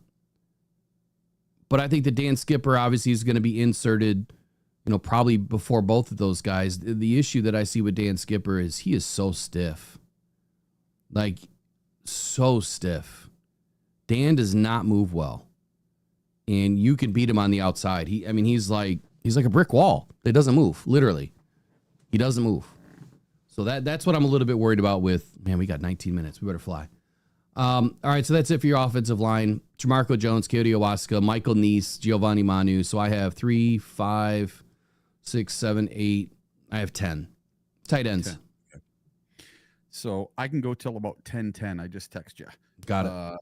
The tight end, I have 3. I have Sam Laporta, Brock Wright, and Shane Zylstra. Even though Shane Zylstra had a very poor performance in the preseason, I don't think he did anything special. He didn't pop in practice when I was there. But when you look at what we have other than him, Zach Horton, Steve Stellanos, and Gunnar Oaks, nope. So this is one position, our third tight end, where I think that Brad may be looking to the waiver wire, or that might be possibly where we do a trade with Tim Patrick to bring in another third, somebody that can do a little more blocking tight end. So you think that Shane Zylstra is not the guy? Yeah, I don't think he's the guy. Okay. Well, I have 3. I think we keep him on our initial 53, but when we do trade Patrick, that might be a guy that we tried to trade something for. Okay. So Yeboah ended up going down for the season. I believe he had season-ending IR. Otherwise, I would have liked to have seen Yeboah. I think Yeboah was far. He was way ahead of where Shane was. He was playing good. He was looking good in practice, and then he gets hurt. Shane Zylstra, pretty positive last year he was on the 53. Yes. I should have it in front of me somewhere. I have them all now. He was on. No, he was not. No, last year he was on the practice squad. Parker Hess was on our 53. Oh, yeah. So Shane did not impress last year. He didn't impress the year before. We had James Mitchell. And then in 2022, I don't have 2022's done for some reason. So he has not made the 53. I have him initially on the 53 right now. But again, to like your point, do we need someone better? Probably. Does Zach Horton jump Zylstra? The fact that they would use Zach Horton a ton as an H-back, and he was catching a lot of passes, out in the flats, a little bit in the screen game. I'm almost wondering if they keep him over Shane Zylstra, but I didn't do that today. Today, I kept Shane Zylstra for the time being. I do like your idea about finding somebody else, But here's what I did on offense. On my practice squad, he is my 16th guy, Zach Orton, to make this roster as a practice squad guy. So top 3, Sam Laporta, Shane Zielstra, Brock Wright. Those guys are making this roster for your Detroit Lions in the 53-man roster. All right, let's go to defense. Right. Defensive ends. You want to go ends first? Sure. All right. You know who's going to be in? Aiden Hutchinson and Marcus Davenport. Al-Qadim Muhammad and Nate Lynn. Who's going to be out? Isaac Ukwu, Mitchell Agude. And then redesignation to reserve NFI. It's going to be Josh Paschal. And move to return injured reserve Ahmed Hassanin. So Ahmed Hassanin for me is going to start on the IR for 4 weeks. I don't think that would be a big surprise. And then I think once he is healed and fully healthy, I think then he takes Nate Lynn's place. I got a quick question. Did any of you guys, and then Eric, did you see this new hype button? I did not. I looked last night. I couldn't find it. So on my YouTube, for some reason, they're giving me a hype button that when I go and watch somebody's channel, I can press this hype button. Now, it popped up for some reason when I went to my own channel, and I pressed it, and it said, you can't hype up your own channel. Well, okay, then why is it there? I didn't see it on anyone else's channel. Like I went and tested a few other channels. I didn't pop up. So it must be a new feature. Let me know if you guys have seen the hype button. And if you do, hit it. What does it do? You got to pay for something? Does it like send a super chat or a super thanks? Watch a YouTube video on it.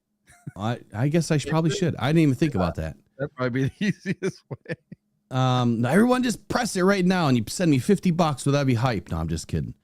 All right. So bubble guys, Aiden Hutchinson, not sure he's going to make the roster this year.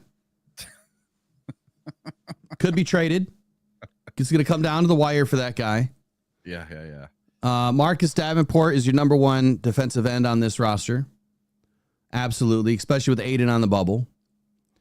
Al-Qadim Muhammad, man, had a great year so far in the preseason. 8-year vet.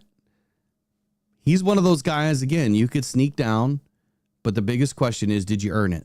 Did you earn a spot on the roster? And I think Al-Qadim Muhammad obviously has earned a position on this roster.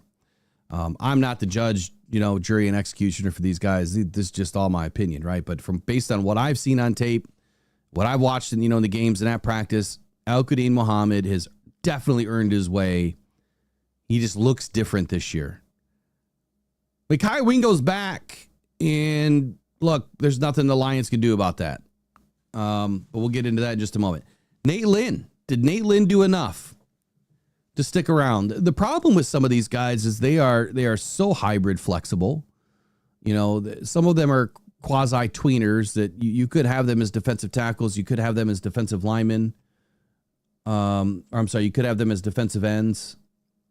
Taking a look at Nate Lynn, 6'3", 260 pounds, definitely a little bit on the smaller side for your defensive end, but he would be more of a speed end, I guess you would say. But his speed's not the greatest. When you look at his preseason games this year, he has absolutely done the best he could with what he was given.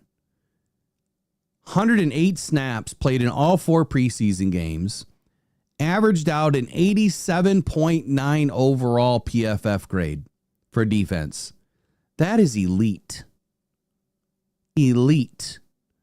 Tackling grade was decent. The last game against Houston was terrible, but he was averaging about a 71. Pass rush was where he did a lot of damage, and that was averaging a 90.6, which was definitely elite. I'm loving Nate Lynn. He's definitely on this roster. So I have Aiden Hutchinson, Marcus Davenport, Nate Lynn, Al-Qadim Muhammad. So that's 4. Did you have 4 or 5? I had 4. All right, I got 5. I almost went 5. Now, here's the problem.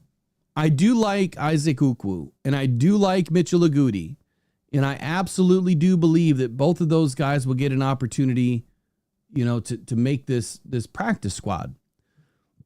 Last year, neither one of those guys made the roster, right? And the Lions kept Aiden Hutchinson, John Kaminsky, Marcus Davenport, Josh Paschal, and James Houston.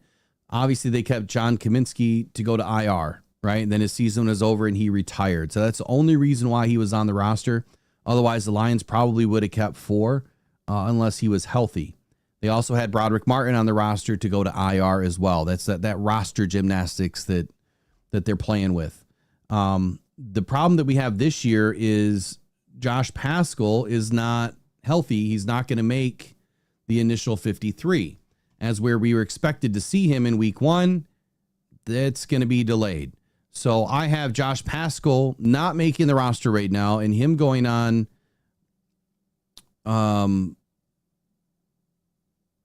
reserve pup. Or reserve NFI, excuse me. I don't have him going on, IR to return. I'm saving that designation for Ahmed Hassanin. I think that he's going to go to IR to return. He'll be down for the first 4 weeks. He'll be back week 5, 6, 7, somewhere in that range. But there was one other guy that I forgot to talk about, and that was on the offensive side of the football. So I'll come back to that. Don't let me forget. In the offensive line, Keith Cooper. Yep.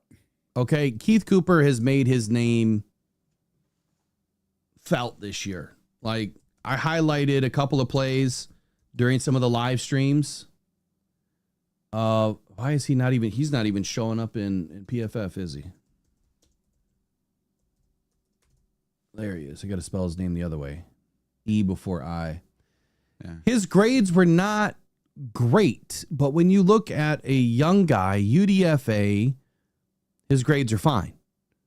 Right? The fact that he played 140 snaps, which is almost the most out of any singular defensive player for the preseason this year.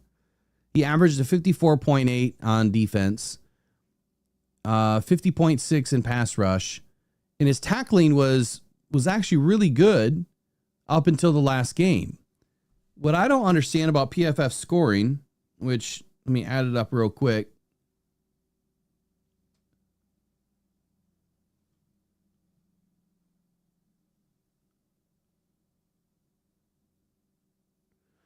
What I don't understand about their scoring is I just added up all 4 weeks of his tackling, and it equals an average of 58.83. They have him a 45.6. I mean, isn't it very simple just to add up all the weeks and divide it by the number? That's what I did. How are they 13 points off? So you got to start paying attention to that stuff. Their averages are not averaging. So his tackle grade was a lot better. For a young guy that's in the high 50s, for an average, but his tackling was in the high 60s, low 70s, that's pretty good for a young guy. Got a lot of snaps. You got a good sample size, and he's bull rush, man. He's got some power behind him. I have Keith Cooper making this roster because I believe that if he goes to the practice squad, if he gets cut, they're trying to put him on the practice squad. He's not going to make it. And when you have guys, for instance, when you have guys like Miles Adams, who's a vet, or Anthony Pittman, who's a vet, Craig Reynolds or TK85, right? Those are all guys you can shake a hand with. When I'm looking at filling out my practice squad, you need 10 guys with 2 years or less service. That's why I filled it out with guys like Mitchell Agudi, Chris Smith, Isaac Ukwu, Nick Whiteside and others. Chris Smith is another guy that I see making this roster potentially. But we'll talk about it. Here's my 5. Aiden Hutchinson, Al-Qadim Muhammad, Keith Cooper, Marcus Davenport, and Nate Lind. Those are your 5 defensive ends. And I think that Keith Cooper, I think that name could either be Isaac Ukwu, it could be Mitchell Agudi, it could be Chris Smith, it could be any one of those guys that take his spot. It could be Miles Adams. If they really think that they're going to be able to sneak Keith Cooper through, then obviously that's a player that I think is his name is transferable a little bit to the practice squad. All right, so defensive tackle. I'll kick it off with Tyleek Williams. Clearly, he's making this roster. DJ Reader and Tyleek are going to be your 1 and 2 in the middle to start the season. Roy Lopez, clearly making this roster. And then you have Mekhi Wingo. So the Lions couldn't do anything about this whole Mekhi Wingo situation. He has to make the roster. Otherwise, if you cut him, he's gone, but you can't put him on a list before 53 cuts. So when you bring a player back, right, before 53 cuts, you cannot put them back on a list. So you can't put him on IR to return or anything else. If you do, he's done. If you put him on IR now, he's done. It's over for the season. I have not heard anything negative to the point where that could possibly happen. So Mekhi Wingo's on this roster. But I have a fifth guy. And that is a guy that, again, you could put him on the practice squad, and that's Pat O'Connor. Pat O'Connor has earned his roster spot. Absolutely. He's definitively one of the reasons why the Lions were able to go 15-2 last year. On the back of Pat O'Connor, the guy was playing inside, outside, and all over the place, doing everything that he needed to do to help this team win. And it was because of that ability that he has at 6'4", 270, a little bit of a tweener size. He gives the Lions a lot of opportunity. Now, he does not have the greatest preseason this year. His grades are kind of terrible. But I'm going to leave that to, it's kind of where his grades have always been. His tackling is piss poor. So that kind of worries me about Pat O'Connor. But there's some things that he does when he's in with these starters that I think that he's going to be able to help this team. And you may not see him a ton. He may be a low rotational player. Is there anybody else that I would keep over Pat O'Connor? Is anybody else that I think could make this roster? I think the Lions could easily add an extra end and an extra defensive tackle out of this cycle. And the reason why is because they're so deep at that position. If you have these handshake deals with guys, and I know I say that a lot, Jamarco Jones goes down to practice squad. Now you can add another defensive end. If Keota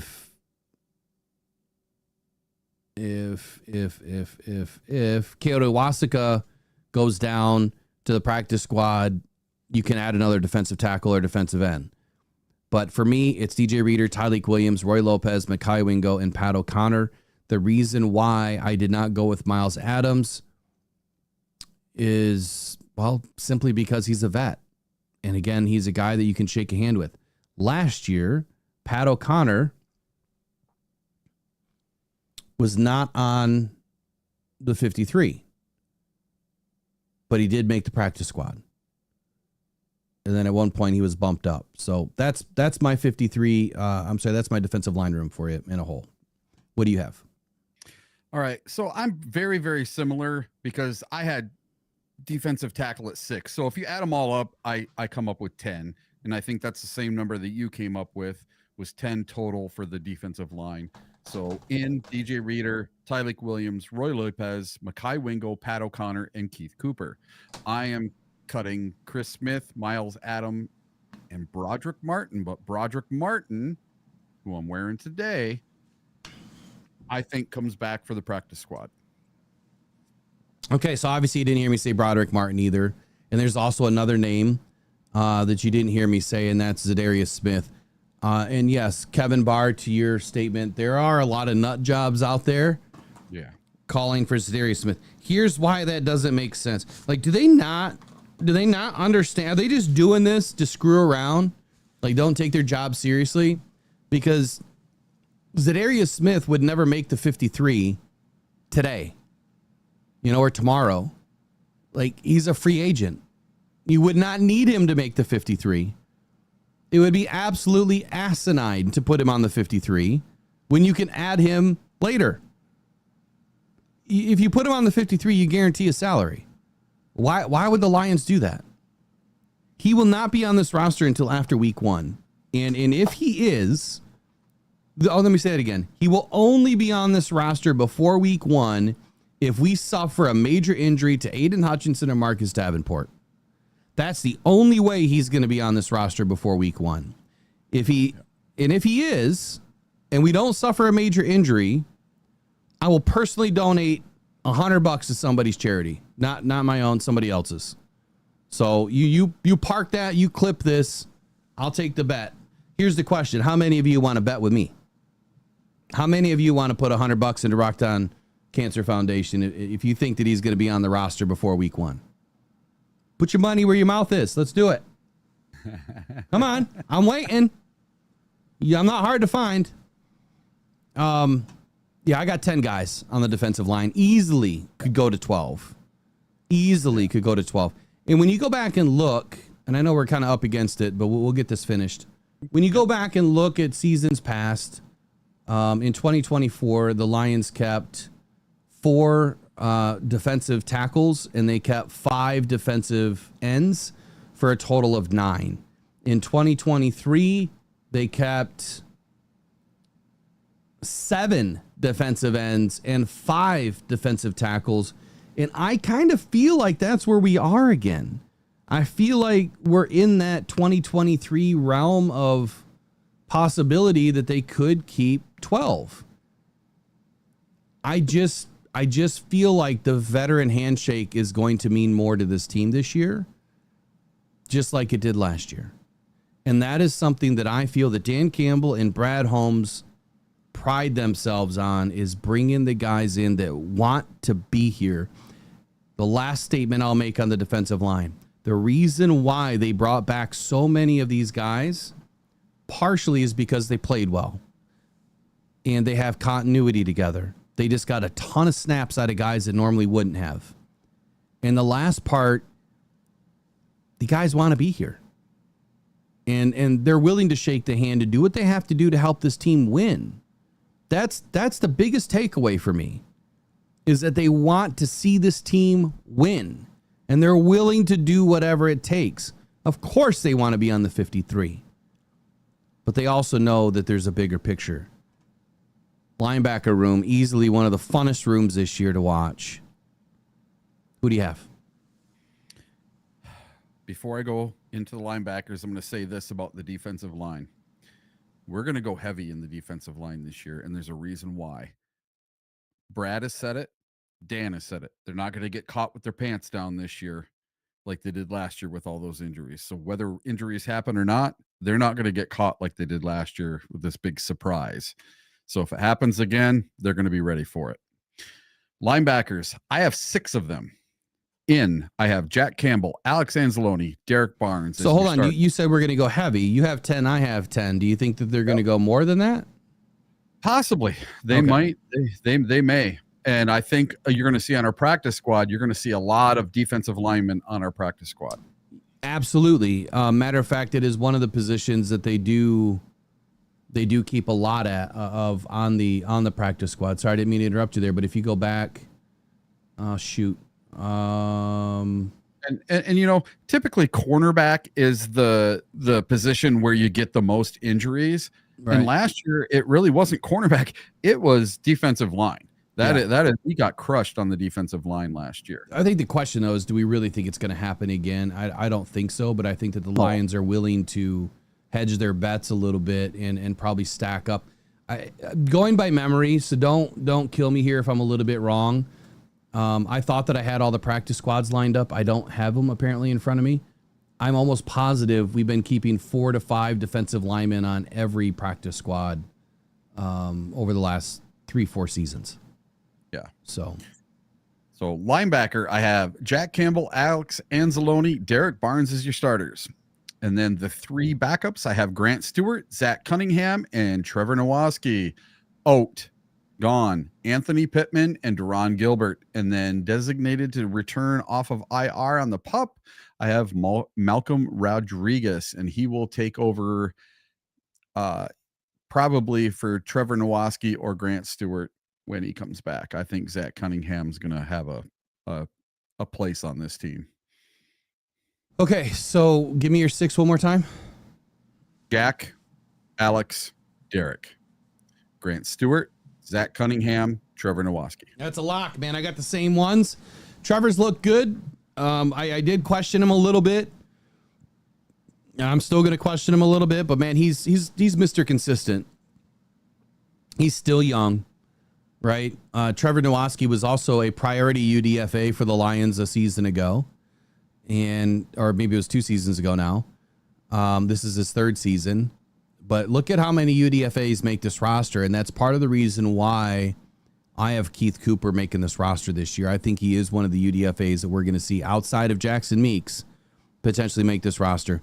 I have the same guys, Alex Anzalone, Zach Cunningham, who's impressed big time, Derek Barnes, Trevor Nowaski, Derek Barnes, Trevor Nowaski, Jack Campbell, Zach Cunningham, Alex Anzalone, and my guy, Grant Stewart. I definitely have to get a Stewart jersey. How impressive has Grant Stewart been this season? The guy's all over the field. I would love to talk a lot more, but I know we got to keep pushing it forward. The reason why I don't have Anthony Pittman on the roster is he's a 4-year vet. I think that, again, that handshake's going to happen here. I want to walk back to one guy that I forgot to mention on the offensive side of the football, and that is, where did I put it?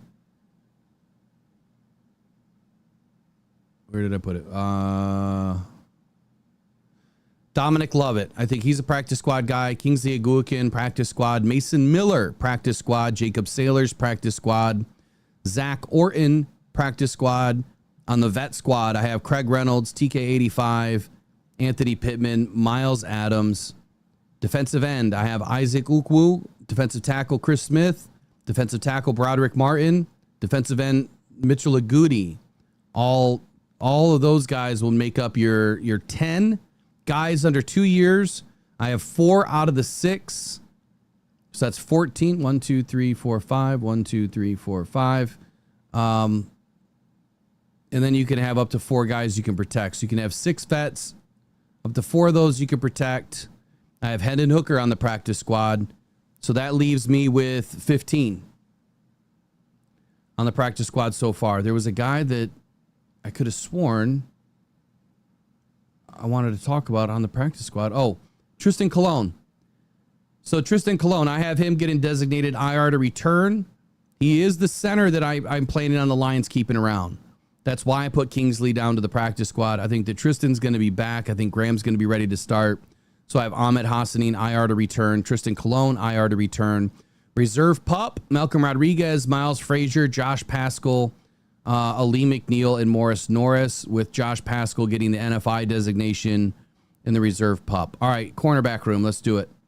All right. In Terrion Arnold, DJ Reed, Amik Robertson. That's your starters. And then their backups, I have Avante Maddox, Khalil Dorsey, and Eric Hallett. Out, I have Nick Whiteside, Alan George, Tyson Russell, DJ Miller, and Luke Barco.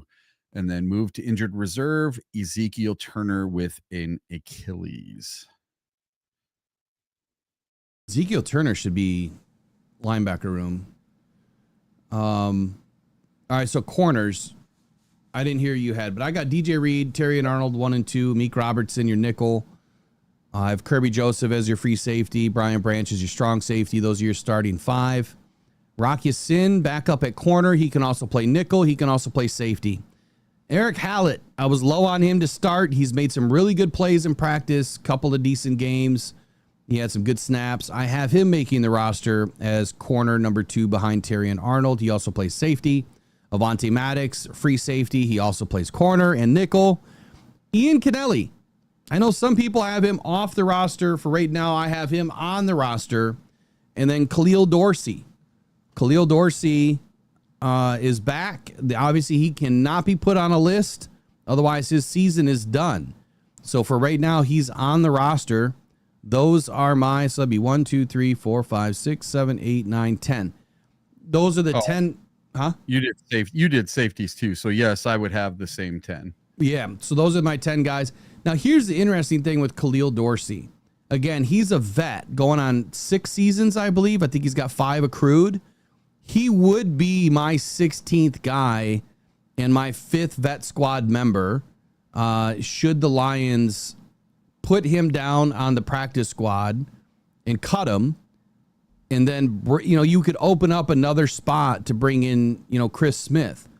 I do believe that Chris Smith, I believe that one of these 3 guys is going to make the roster. And I have Nick Whiteside on my practice squad, but I think Mitchell Agudi, Chris Smith, or Isaac Ukwu, or Miles Adams. I think that one of those 4 players could make this roster if, in fact, one of these handshake deals happens.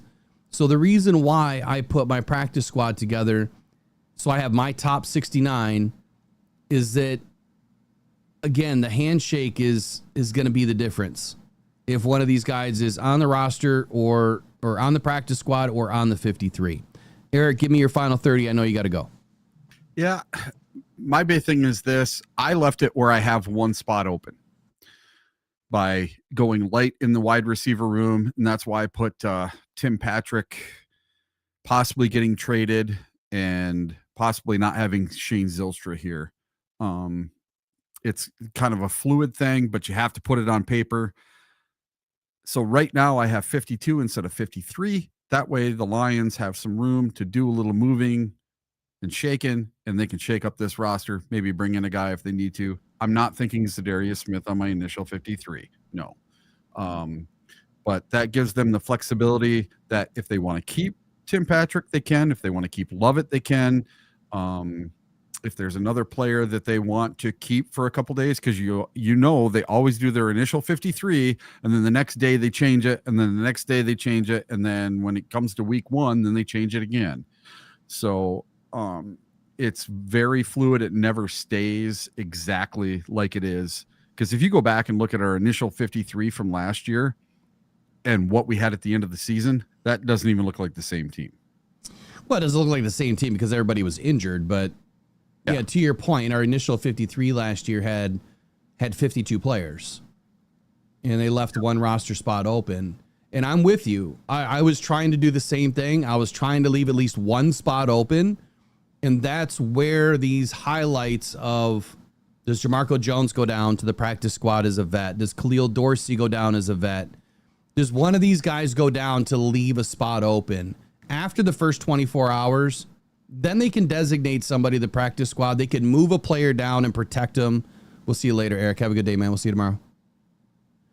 After the initial 24 hours, after 4 p.m. tomorrow, and then come 4 p.m. on Wednesday, the Lions will be able to move some guys up and down, left or right, to make some sense when they see the rest of the players that are getting cut.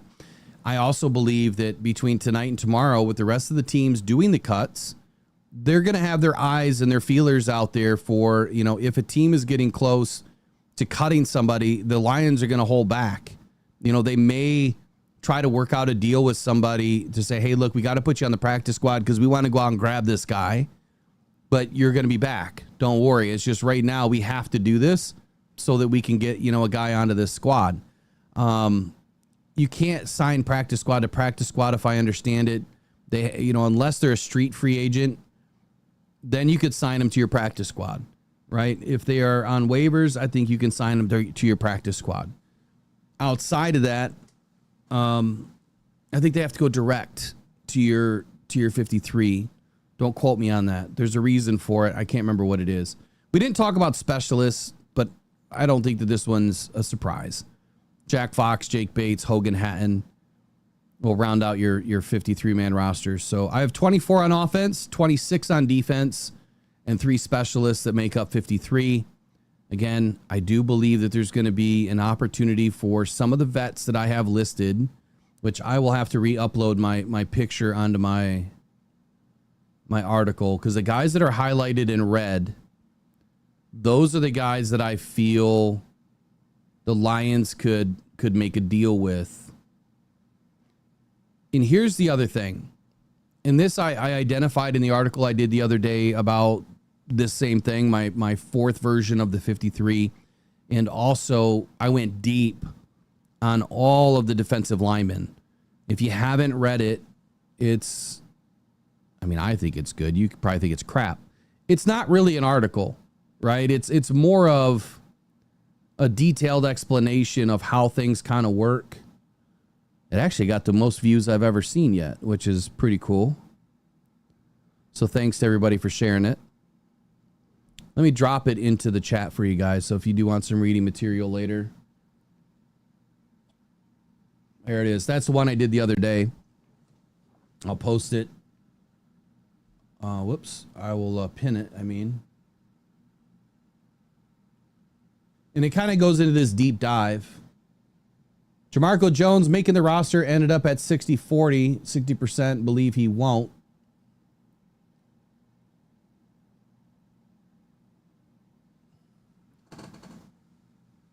But anyway, check it out. Check out the article. You can subscribe for free. Everything that is on a paywall, it might be open temporarily, and then it goes strictly to a paywall. So it obviously benefits you to try to read them early. Everything is wide open now until the season starts. The goal with the Detroit Football Journal is, again, everything tries to support the Rockhound Cancer Foundation. So all of your generous donations and subscribership, that's where it goes. Now let's do questions. And I would love to have had Eric on for this. Where's my phone? I do want to open up the phone lines. I want to get your guys' take on the 53. We can talk about each position, whatever you'd like to do. I'll stay on for a little bit. I took the weekend off for a reason. But I will open up the phone lines, and you can call right now, 313-312-0348. Lock in that number. That is the show phone. It's been that way for 3 seasons now. And then mailbag. Mailbag will be this Thursday night. Mailbag at rockdown.com. You can email us all of your questions, your statements, your ideas that we can also highlight on Thursday nights for gripes and hype. I think I set it up for Wednesday actually this week because that's what all the ads are saying is Wednesday. We can do it on Wednesday this week. Moving forward, it'll be on Thursday. When the season gets rolling, the schedule will change a little bit to kind of help with Thursday night football and try not to overlap. I want to talk about Grant Stewart, man, and the reason why this roster is increasingly getting more difficult. When you have guys like Grant Stewart that can return kicks, right? Good linebacker. All over the field. He is making it really hard for the Lions to keep one of their starters that I'll remain nameless on. Grant Stewart is played completely out of his mind this year. And I don't care if it's against 1s, 2s, or 3s. He's doing the same thing play to play to play, and that's hustle. And it's not just hustle. He knows where the ball is. He is so keyed up on where to be, he'll find a way to get there. And he's so fast and with the smarts. If you don't know what you're doing, his speed will run him out of the play, but he knows what he's doing. And so he's running into the play. And that's what I love about this guy. I mean, Grant Stewart was on the bottom of a depth chart in Indianapolis. You didn't hear much from him. Special teams guy, right? That's what he was known as. The Lions pick him up. We're like, who? Right? And then you go and watch his tape, and it's like, oh, this guy's got it. He's going to be one of the brightest spots, I think, for the Lions this year in this roster. Is how well does Grant Stewart play this season? How much time do the Lions give him? And what is he going to be utilized for? I see Grant as being a blitz specialist for the Lions. Yeah, Krista, I don't see how he was at the bottom either. I see him being a blitz specialist for the Lions. I think they're going to utilize his speed off the edge as well. I wouldn't be surprised if he's out at the Sam or the will linebacker position, or even up in the box at the nickelback position, utilized in a way to get after the quarterback from the outside in. He may follow up, the back of Davenport or Aiden Hutchinson, and that's why I keep saying, like, the linebackers are going to be your feature in this defense. I called it from day one. As soon as Kelvin was inserted, I'm like, oh boy, we're going to get what I've been waiting for, which is launching these linebackers after the quarterback. The difficult thing is you can't sell out and not have good DBs behind you. We now have that, right? So now you can start to sell out the linebackers. If you've watched the Lions and how they've progressed their defense, it started out with tons of pressure up front, right? Because that's what they had. That's where they had their players up front. We didn't have a back end yet. Kirby was young, a few seasons ago. When we added Brian Branch, this team was much more evolved. But in 21 and 22, it was you're getting a lot of push up front. That's what the Lions were that's where they were trying to generate a ton of their pressure. But watch this, how it's evolved. And Mike P, I don't know if you're still in here. I don't know if you can try to back me up on this a little bit, or what your thoughts would be on this, being a former coach yourself. If you're really good at one position, obviously you're going to highlight that position. That is going to be the area that, you know, can help you win games, right? So they were stronger up front, and then they got stronger in the back. And you saw a transformation of this defense last season, where the back end was able to hold their own. I don't care about the pass yards, but they shut down the run collectively. But the middle was still a bit suspect, right? And as injuries started to happen, the middle of the field, the linebackers, Jack did a great job, but outside of that, you know, and Alex did a good job at times, but outside of that, they weren't able to be utilized from my perspective in the manner that I think benefited them the most. When they followed up a defensive tackle or they followed up a defensive end on a blitz package, but the defensive ends would then hold that edge, right? And the linebacker continues to fire. You're able to still control the offense by controlling the line of scrimmage, setting the edge, controlling the run game, and you're not over leveraging your linebacker or the middle of the field by sending them on a blitz. You're parking, you know, your single high safety. You bring, you know, Kirby down a little bit. You swing your other one out. You put Amik Robertson down, you know, into the box, and then you put your other safety down on the other side, kind of as an outside linebacker. And so you've got all the bases coverage, and you just launch somebody. One of the backers or the nickel back or Brian Branch, somebody you're going to launch. I see the defense doing that much more this year. You're going to see more nickel blitz, more safety blitz, and more linebacker blitz. And I think you're going to see the edge do a little bit more contain, shoring up the run game, making sure that quarterback can't get free, right? And he can't scatter, or he can't get a quick dump off pass in a screen game, which we've been getting hurt in the screen game. That's how you beat this defense, is the screen game.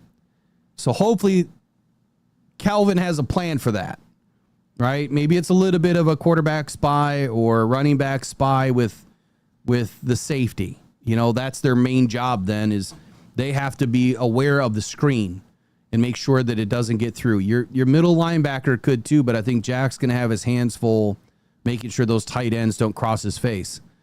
So where I'm going with this is a guy like Grant Stewart that gives you a ton of positional flexibility, both as a linebacker, a special teams ace, a returner. And that's how this roster starts to get stressed. Meaning, man, we've got so much flex with guys like this. Do we really need to keep Khalif Raymond? Because now Grant could do the majority of his job outside of the offense, right? He's can't do his offensive job, but man, we got this guy Jackson Meeks that's young, right? He's got the ability. We don't want to lose him. Khalif is a little bit older, right? He's always been fast, but at what point is he going to start to lose his edge? He's been in the league a bit, you know? I believe in Khalif. I love Khalif, man. I think he's a perfect glue guy in this team. He's a great teammate. I think he's great in the locker room. You know, all the good things that you hear about him. I don't want him to be off the squad. All I'm presenting is an argument here to say at some point you have so much positional flex that some players you can start to move away from. That's all I'm trying to say.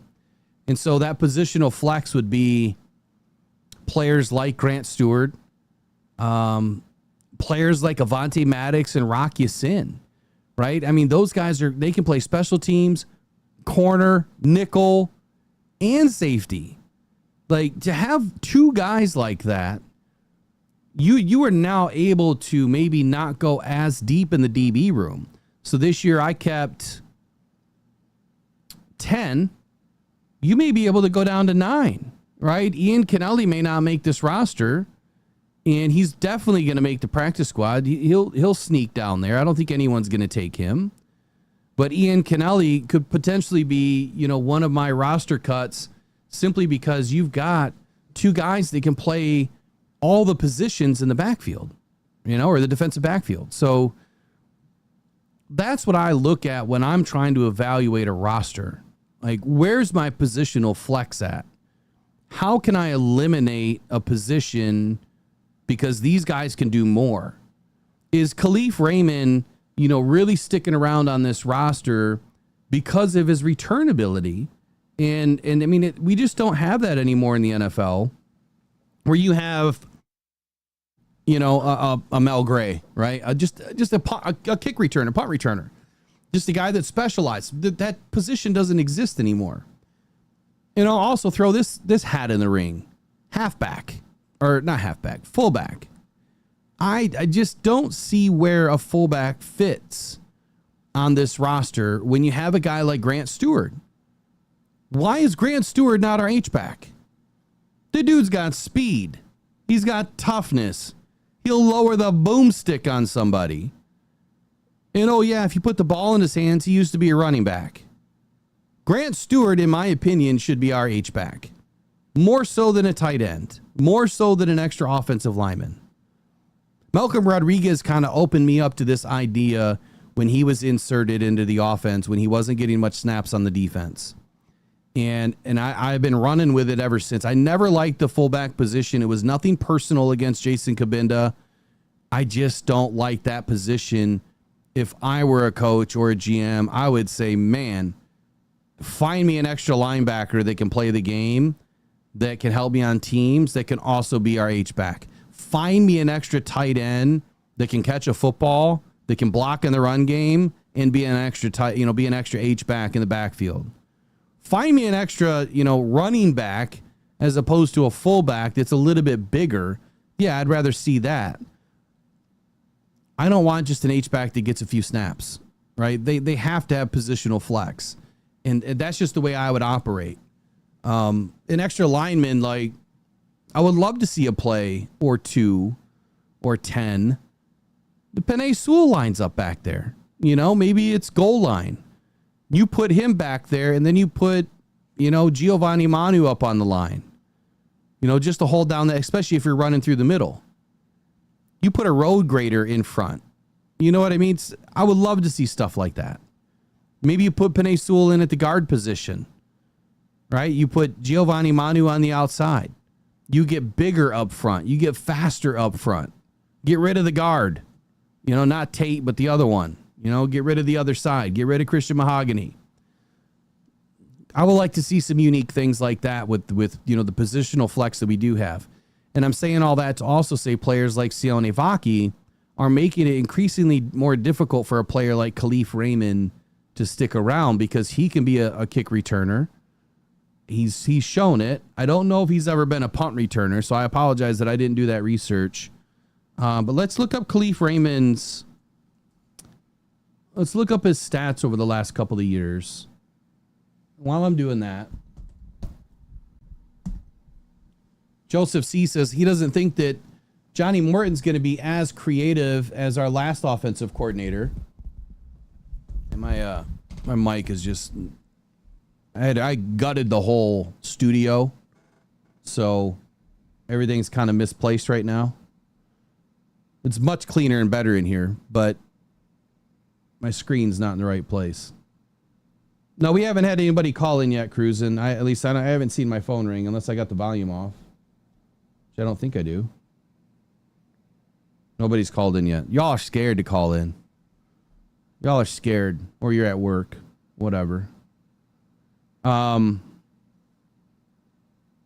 Maybe I might start opening the lines up earlier in the morning. Like I might start at 7:30 and just do phone calls.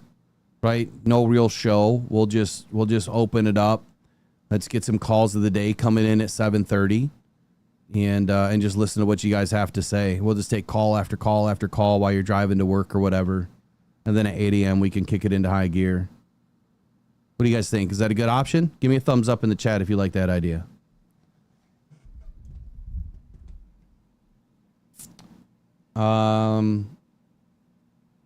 And then also answer this for me. I mean, what do you think about the idea here of the positional flex? Do you agree or disagree that what Brad and Dan have put together with the positional flexibility is now making it increasingly more difficult to keep players that maybe are not giving you everything that you need offensively? So like Khalif Raymond, let's take a look at his snap counts for last year.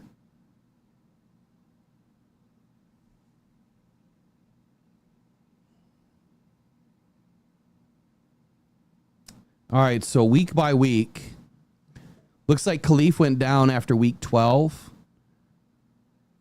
Why don't I remember Khalif Raymond getting hurt? But either way, he didn't play week 13, 14, 15, or 16, or 17. Oh, yeah, he did get hurt. I remember now. So he was down 5 weeks, came back in week 18. In the first week, he had 46 snaps. The second week, he had 41. And I believe J-Mo was suspended, right? Wasn't J-Mo suspended last year? So that's why you're getting some extra snaps out of Khalif. So immediately when J-Mo comes back, he's down to 13 and 14 snaps in the next 2 games.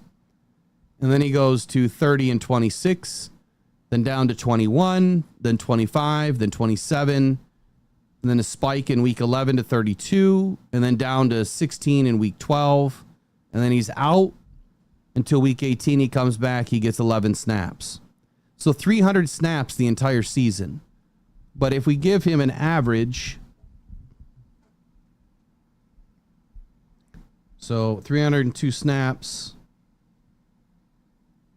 1, 2, 3, 4, 5, 6, 7, 8, 9, 10, 11, 12 weeks.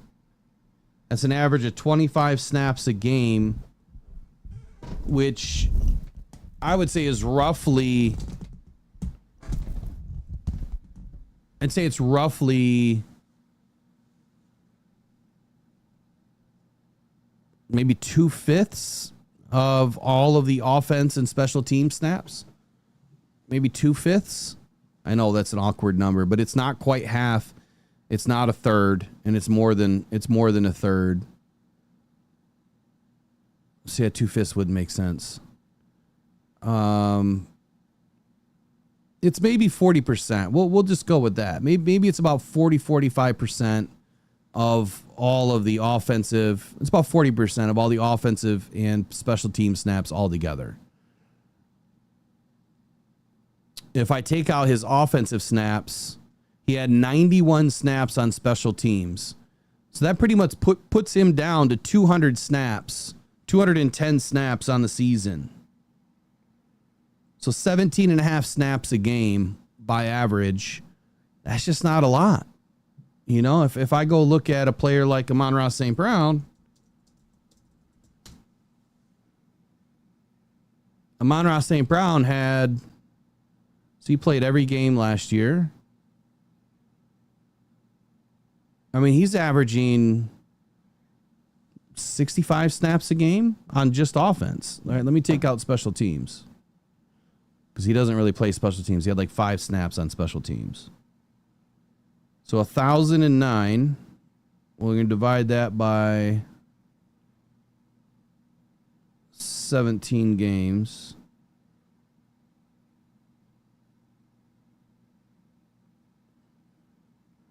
Yeah, 60 snaps a game.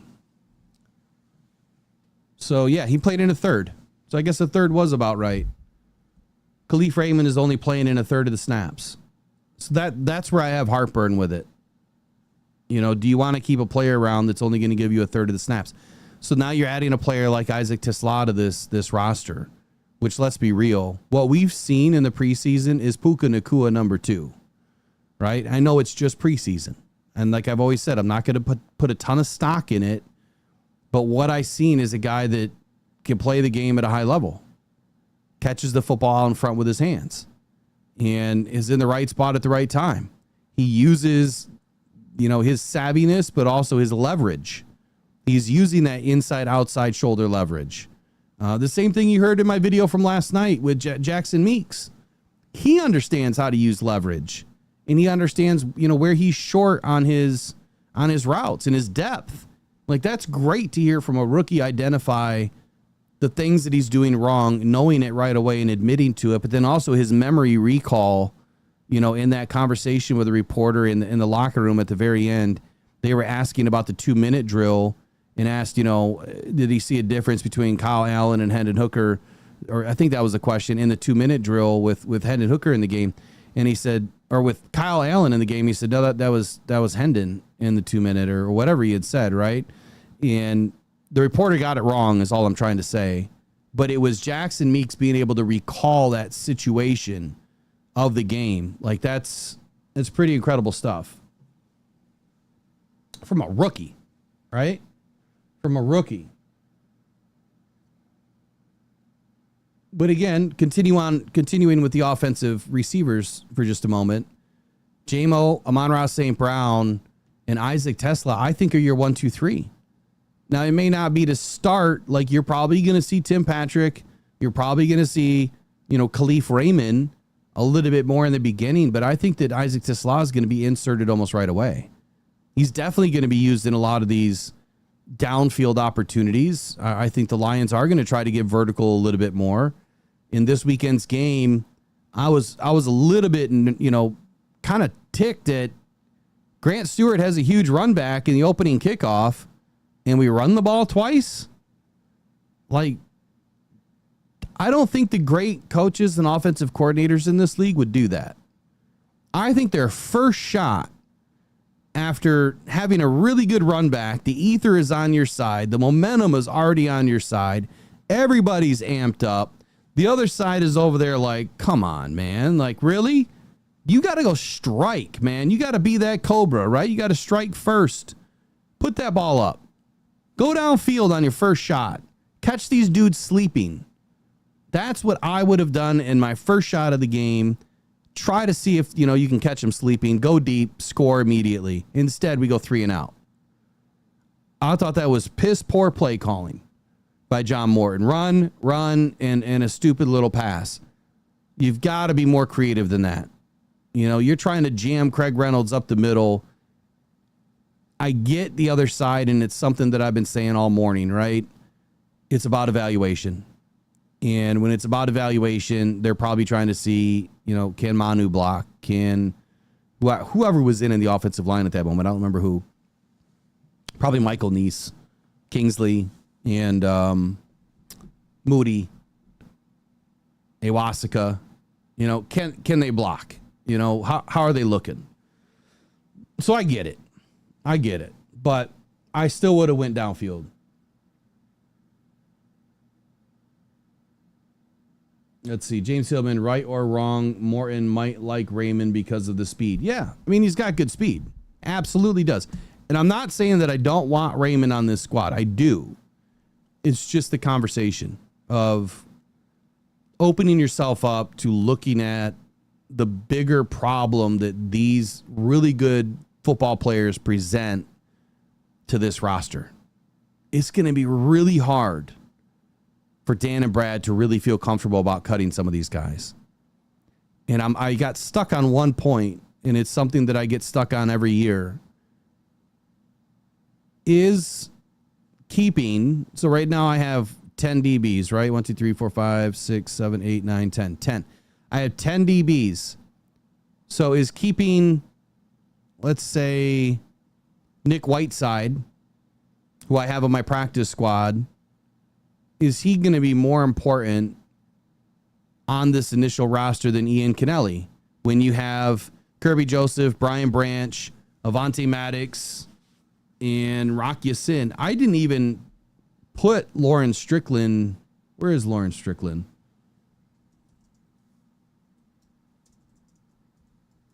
Is he even? Let me take a look at his snaps.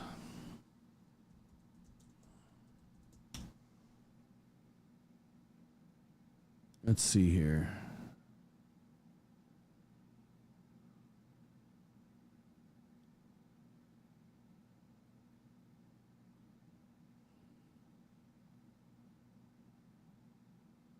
So Lawrence Strickland is somebody that I did not have on my initial roster. I might change that today. It's doubtful. It's doubtful, but where does Lawrence Strickland fit in this equation? Right? I don't have him on because of Ian Kennelly, but I should have him on my practice squad. And I don't think that there's a reason why I should leave him off. And usually on the practice squad, too, to make this designation every year, it's like 60-40 or 70-30 on the practice squad. It's like 6, maybe 7 guys on the offense, and then like 9, 10, or 11 guys on the defense that make this practice squad. And mine is almost 50-50 right now. It's almost 50-50. So I'll probably have to make a few adjustments on my practice squad. But I got like Dominic Lovett, Kingsley Agukin, Mason Miller, Jacob Sailors, Zach Orton, Craig Reynolds, TK85, and Hendon Hooker on the practice squad for your offense. So it'll be 8 guys. And then I only have 7 on defense. Mitchell Laguti, Broderick Martin, Chris Smith, Isaac Ukwu, Nick Whiteside, Anthony Pittman, and Miles Adams. But Lauren Strickland is absolutely somebody that should probably be on my practice squad. The question is, over who? Right? Over who? Because I think Nick Whiteside is definitely impressed. It's just hard to keep Nick and keep Lauren at the same time. So it'll be interesting to see what happens. All right, no one's going to call, so I'm going to shut off the lines. It's going on 20 to 11 here. What do you guys think about Lauren Strickland? Has he been on? Let's look up someone else's 53-man roster.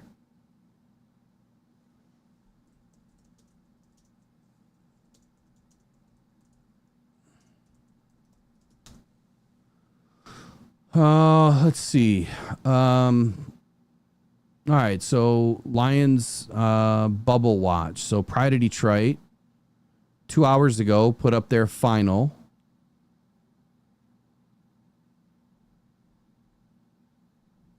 All right, so they got Jared Goff, Kyle Allen, Jahmyr Gibbs, David Montgomery, Craig Reynolds, Sione Vaki. So they went 4. They went with 1, 2, 3. All right, 1, 2, 3. So St. Brown, Williams, Raymond, Tesla, they're assumed in. Tim Patrick is 5. Jackson Meeks is 6. But they didn't say whether they are in or out. They just did some voting. Are they in or are they out?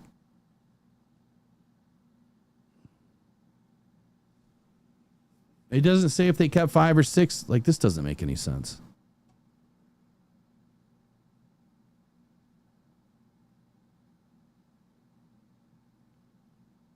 Let's look at ESPN. Eric Woodyard. He has Jared Goff, Kyle Allen. He has 4 running backs. I think we know their names. He has 7 receivers. Wow. I could only go 6. I could make a case for 7. I think that Dominic Lovett definitely impressed early. I will say that. I think that the reason why, I know why I dropped Dominic Lovett is because of what happened in that first game. He had the ball ripped away, right? And I'm like, okay, rookie mistake. You've got to be stronger at the point of attack. You have to be physical. You have to secure the football. Won't happen again. I go to practice. Happened again. He was on the sideline. He caught like the first pass of the day, and I believe it was 7-on-7 drills. And he's on the sideline. The play's over, but it kind of extends for a few seconds. The guy's still jostling, kind of going at it. Ball pops out. And man, did Scotty Montgomery light him up. I could hear him. He's like, get him out of here, right? And then Dan Campbell comes walking from the opposite sideline, he was closer to Lovett. And when I've told you guys the story before, Lovett is walking towards Scotty, who's screaming at him. And then he turns because Dan's screaming at him or trying to get his attention. And so his head is just on a swivel going back and forth. Then he finally keys in on Dan. But the conversation did not look good. And then you heard it, emphasized in post-game press conferences and other press conferences where ball security is the most important, right? We're not putting the ball on the ground. We're going to put the ball on the ground on our defense, but we're not going to put the ball on the ground on our offense. It's just not accepted. And so he had put the ball on the ground multiple times in the game, in practice. And that's where I started to lose my luster for Dominic Lovett. And then, in game, I don't think that he was getting the best look simply because Kyle Allen was overthrowing him. Hendon Hooker couldn't hit the broadside of a barn, even if it was 5 feet away. And so that kind of put him down, in my opinion, simply because the reps weren't good. But Jackson Meeks made everything out of his reps. I mean, he went, what, 7 for 7 in the Miami game, I believe. So Jackson Meeks, in my opinion, is head and shoulders above where Dominic Lovett is right now.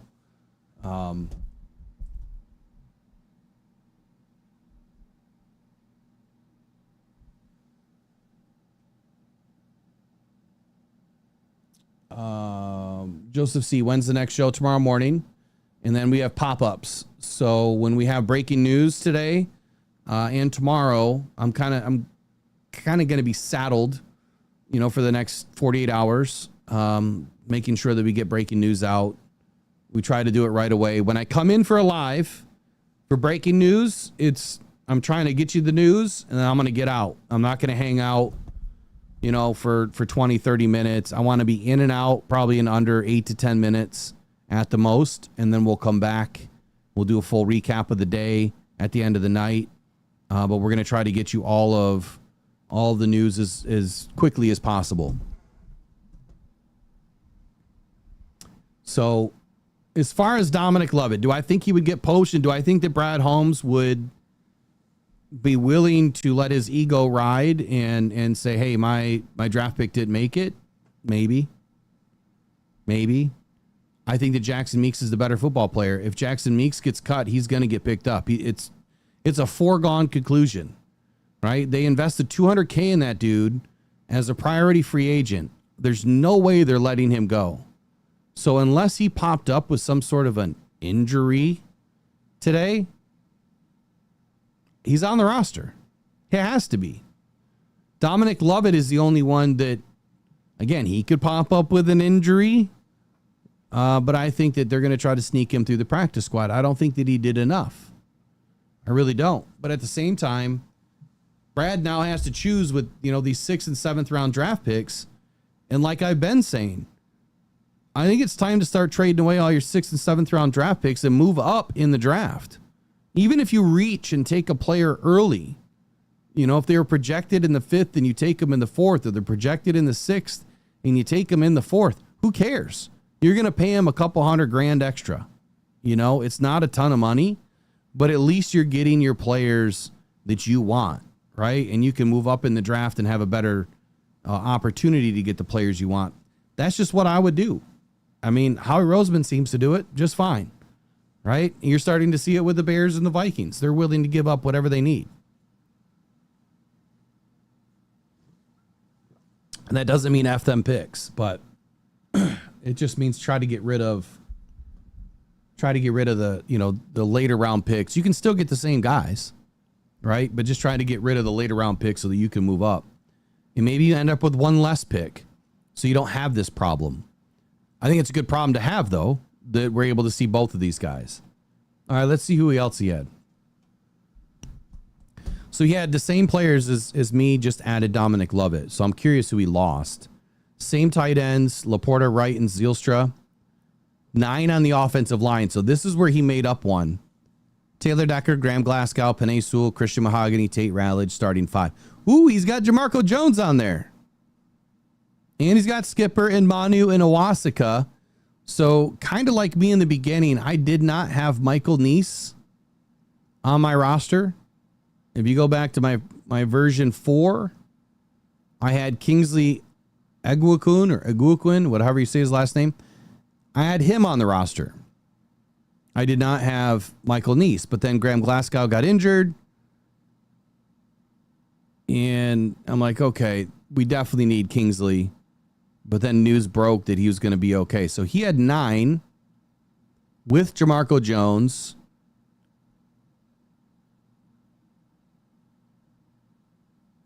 The only difference is Michael Neese. Defensive line, he has 10. Aiden Hutchinson, Reeder, Davenport. Oh, he has Martin making the roster. Roy Lopez, Tyleek Williams, Ahmed Hassanin, Al-Qadim Muhammad, Nate Lynn, and Mekhi Wingo.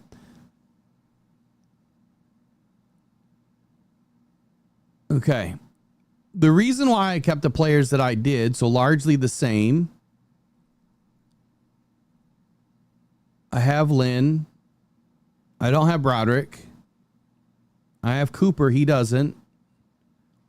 Like he has Ahmed Hassanin on the roster, but Ahmed Hassanin is going to be down.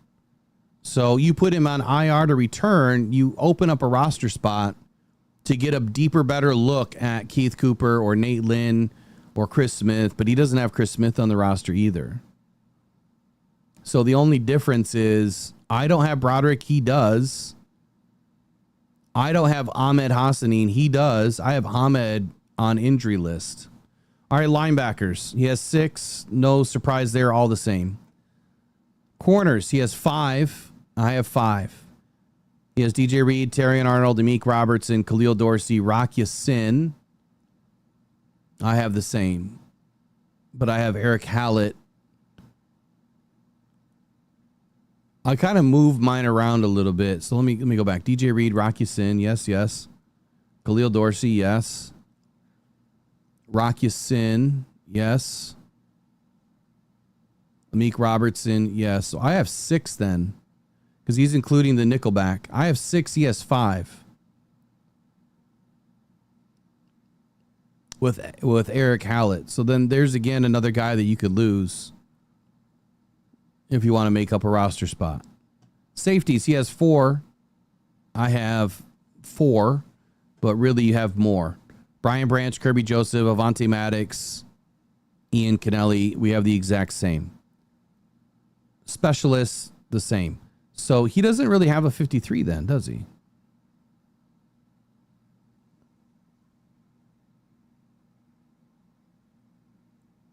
Two, 4, 6, 13, 16, 25, 35, 41, 46. Oh, 50. He does have 53. He does have 53. He didn't leave a spot open. All right, let's look at another one. Detroit Free Press. Dave Burkett. I should be signed in. What's going on here? It's not letting me open it.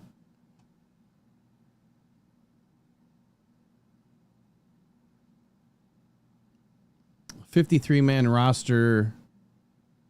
Eric Schlitt edition. This was last night yesterday at 7:30 in the morning. Same quarterbacks, same running backs, except I don't have Craig. He does. Wide receivers, he has 6. He does not have Jackson Meeks. He has Dominic Lovett. You know what? Maybe it'll be easier if I just do this.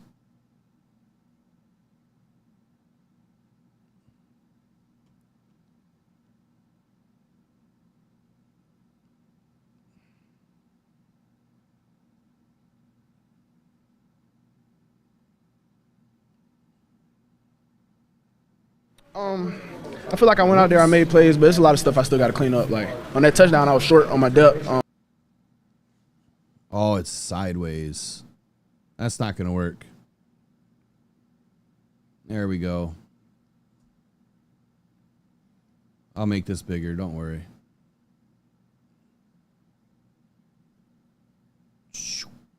There we go.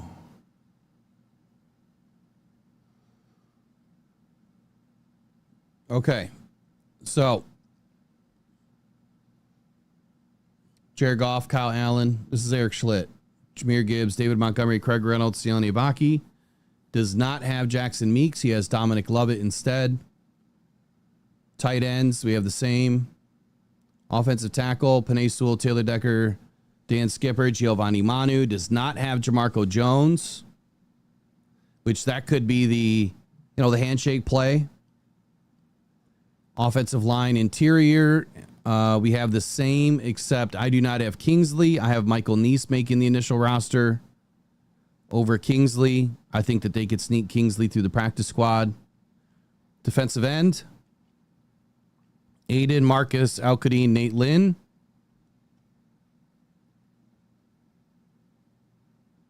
We have the same, except for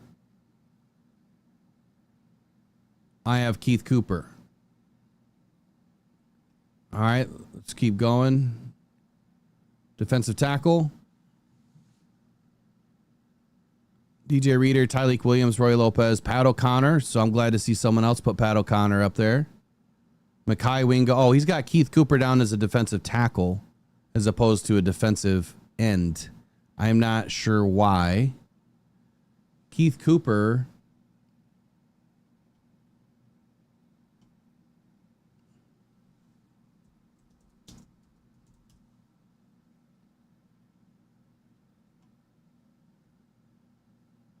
Keith Cooper is... Why is this not letting me go sideways?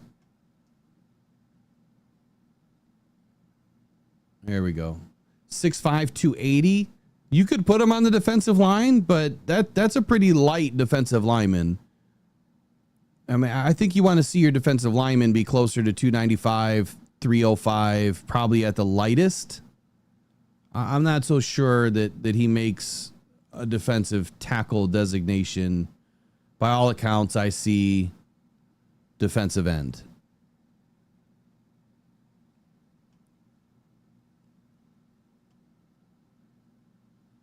All right, where were we looking on here? Where was that? Right here.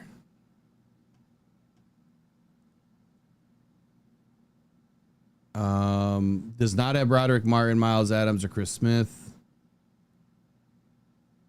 Linebackers, we have the same. Corners, Darian Arnold, DJ Reed, Amik Robertson, Avonte Maddox, Khalil Dorsey, Eric Hallett. Man, that's 100%.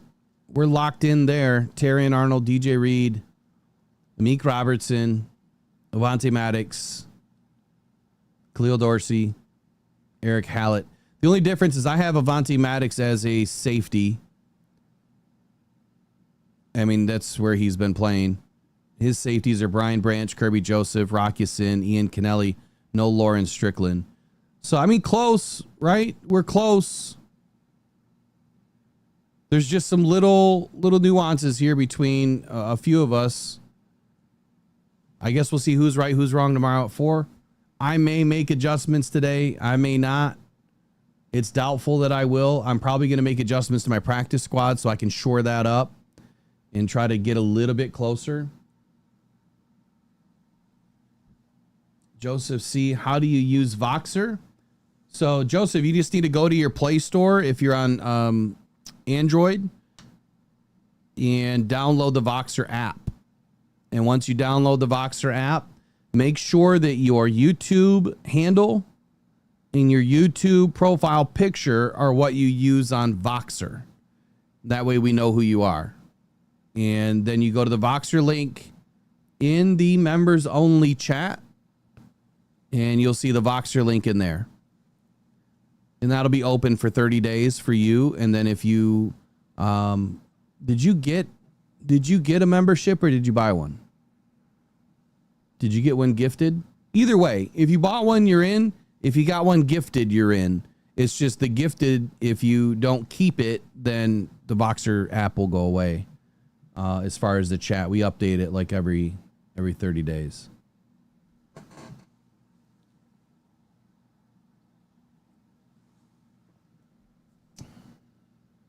Oh, you bought one. Okay, cool. Thank you, man. Appreciate it. What's John Doe laughing about? What are we laughing about? What'd I miss?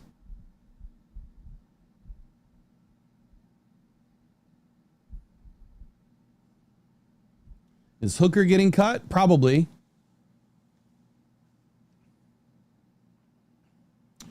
You don't understand we can't win the Super Bowl like what? What did I miss? What can't we win the Super Bowl like?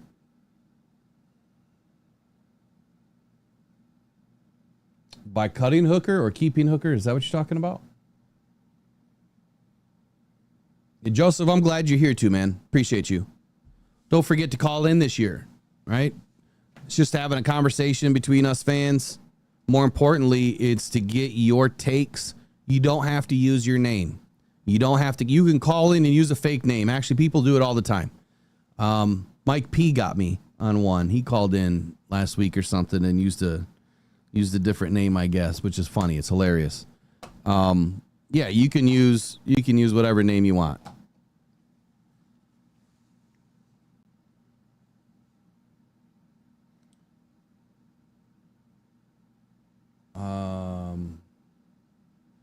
John Doe, I'm not following you, buddy.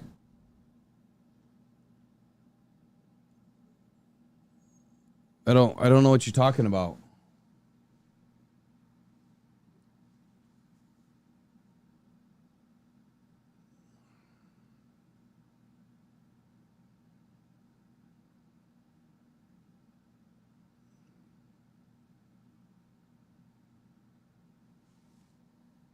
I'm not sure where we are in this here.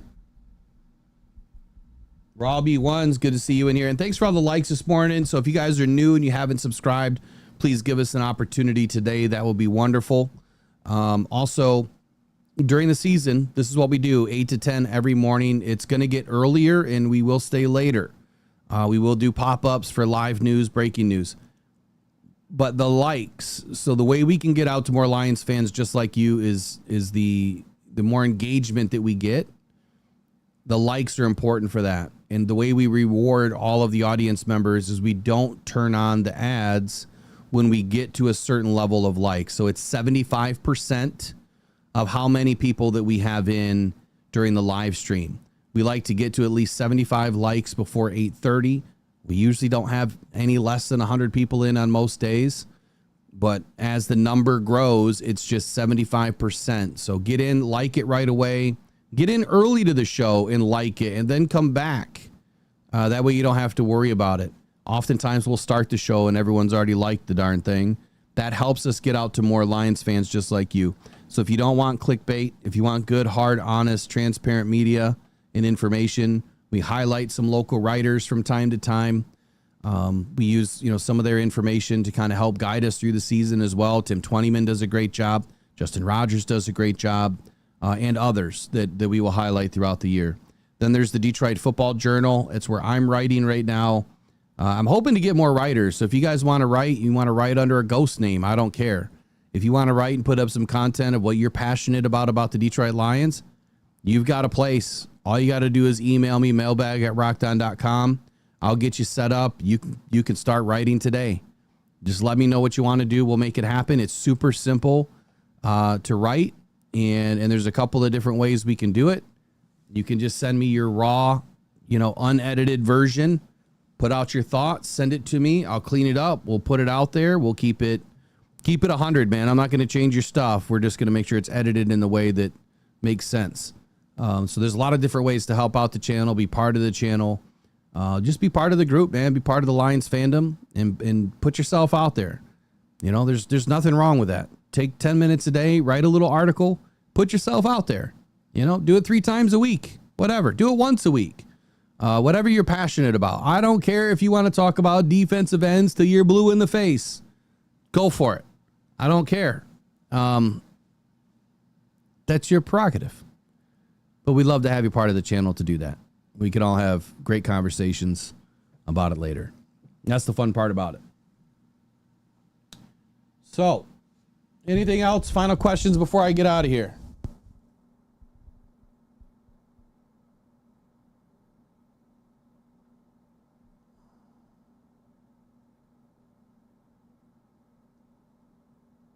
What are we talking about with commission? I don't know what we're talking about now.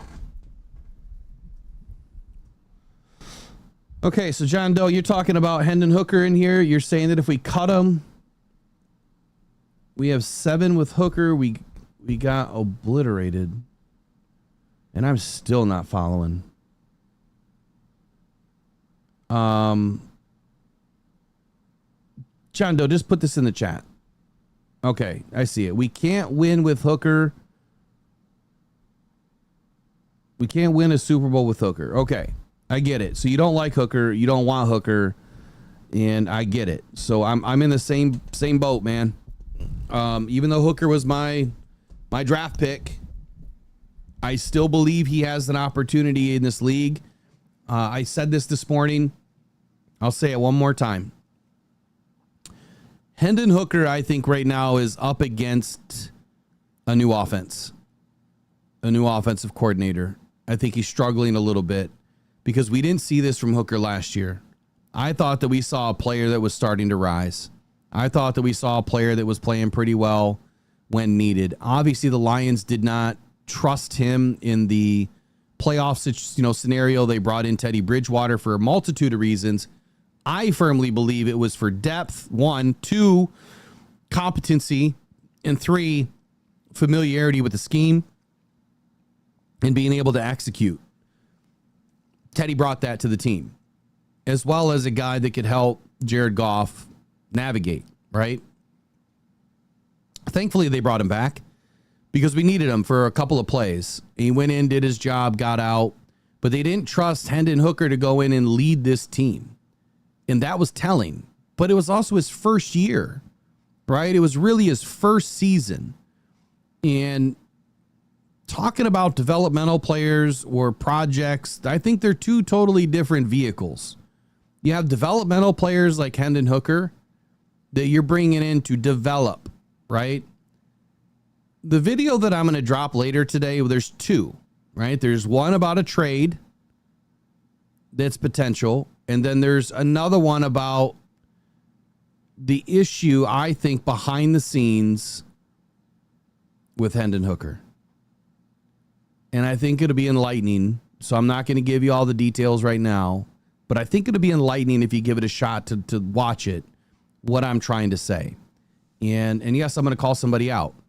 And yes, they are part of the coaching staff. And no, I don't think I'm going to catch any flack for it. But I think that there's something going on here that is out of his control. And I better just shut up because I'll give it all away. At the end of the day, I think that Hooker's a developmental piece. I don't think he's a project. I think where the Lions are right now, however, is they want to be a project-less team. They don't have the roster depth anymore to give up. And it's exactly, if you watch this show for a few seasons now, season 3 this year, if you watch this show evolve and the things that I was saying from the very beginning, we needed 4 drafts to compete. We competed in that 4th season, or in the 3rd season, really, at a much higher level than we should have. The next year with that next draft, it should have taken us over the top. And it did. It was our best season to date. We just suffered a ton of injuries. Now in your 5th year, you don't have room. So your developmental guys that you took, when you hear people crying about Broderick Martin, you have to think for a minute. We needed depth, right? We needed depth at certain positions, guys that were not supposed to play, right? Guys that really shouldn't see the field a ton. And that's what Broderick Martin was. There was nobody else like him in that draft. You know, after the 3rd round, he was the only one. Now, I would have taken a different guy like Kobe Turner, which I suspected that he was going to be a really good football player, and he's turned out to be one of the best football players to come out of that draft. Brad missed. He didn't take him. Should have. But it's not a 1-for-1 trade-off either with Broderick and Kobe. 2 totally different styles of play and body type. Right now, I think where Broderick is in a position that the knee injury that he suffered last year really put him behind the 8 ball. And now he needs to get out and make hay in the sunshine, and he's not getting a ton of snaps because why? The depth is so good in front of him. The players that the Lions brought in from practice squads last year, they got a ton of snaps immediately. Those players were playing at a higher level than Broderick Martin was and is. And you bring those guys back, you're getting buried on the depth chart because our talent level just went from guys on a practice squad that are just kind of hold the space, learning, developing, to now our guys on the practice squad can play at a high level. It's a much different position to be in. So the sustainability of this team that I've been preaching about, why you don't go out and sign a $40 million edge when you already have one, is because this is the depth that you need, right? These are the guys that you must have to go the distance, because if that one player gets hurt, who's behind him? You saw that last year. Who was behind Aiden that could take us the rest of the way, right? And it worked. It worked. It wasn't flashy, right? It wasn't flashy. And, sometimes it doesn't need to be. You don't just need, 15 sacks in a season. I said that Aiden would have 9 sacks this year the other day on someone's post. I said he would have 9. You know why I said he would have 9? Because I think that when you look across this defense, you might see somebody like Jack Campbell have 6. You might see Alex Anzalone have 4 or 6. You might see Grant Stewart have 6, right? You might see Tyreek Williams get 4 or 5. If Aleem was healthy to start the season, he would probably get 6. So it's spreading it around. Just like Jared Goff spreads the football around, I think you're going to see the sacks come from a lot of different angles this year.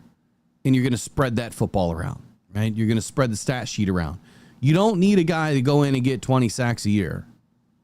What you need is 6 or 7 guys to get 6 or 7 sacks a year. That's extremely hard to do.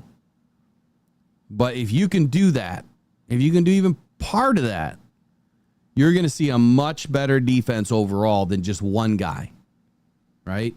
One guy is not going to win a Super Bowl. One guy is not going to win a game. You can isolate one guy easily in this league, and it gets done. We do it. So there's your answer, right? Look at how many guys we isolate throughout the season. What does our offensive line do? They keep Jared clean. If we can do it, other teams can do it. Trust me, there's other offensive lines out there just as good as ours over the last several seasons. And now our offensive line is young, right? It's young. Taylor Decker's the elder statesman, and to the right, with Graham Glasgow in there, he's the next oldest guy on this team. And without those two guys, this is a very young offensive line. Penei Sewell's 24 years old. Right? Tay Rowledge is what? 21, 22, 23, somewhere in that range. Mahogany, right in the same range. What, 21, 22, something like that. So, again, going back to the depth conversation, there's 2 pieces to this. Development, project. Project is Giovanni Manu, a guy from UBC, a guy from Canada. Different level of competition. But he has that raw athletic ability, moves different, right? For a 6'8", 350-pound guy with 35-inch arms, he moves different. He can actually move, right? And so to develop a guy like that and make him into a project and turn him into something, he has the one thing that you can't teach, and that is a body and a frame and the speed that came with it that they can then hone in and develop. A body that they can chisel and get him down to a perfect playing weight through nutrition and weight training and everything else. And you're going to watch Giovanni Manu at some point become a really good tackle, whether that's a swing tackle, whether that's a backup tackle, or whether eventually that's a starting left tackle. He's going to develop into something I think pretty decent. If anything, he could be a career backup, and there's nothing wrong with that. Every player that you draft is not a starter, right? Matter of fact, very few are starters. Here, let's try to back that statement up with some fact. Let me ask my dude here. All right. How many drafted players in rounds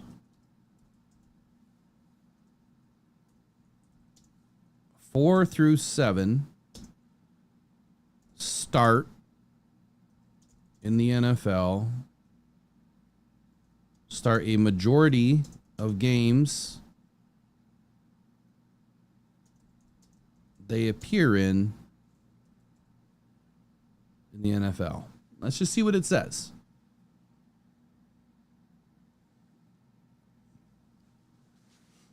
Okay, here you go.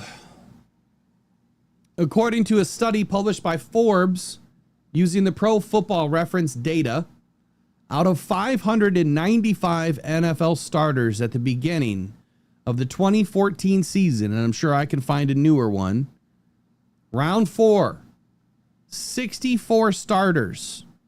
That's 10.8% of all NFL players are starting. Round 5, 38 starters, 6.4%.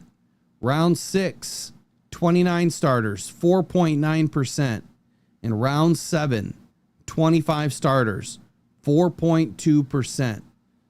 So when you hear all these crybabies, and I'm not calling anybody in this chat out independently here, but when you hear all these people crying about Broderick Martin and Brad failed, and I have to be honest, I don't think they understand how a roster works, right? I'm not perfect. I don't know absolutely everything, but I do understand this, that every player you draft will not start in the NFL.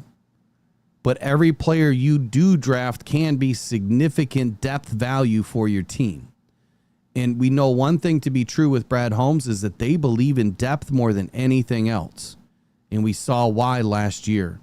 So you put Broderick Martin at pick 96. He's essentially a 4th round pick, right? He's at the very bottom of the 3rd round. So how many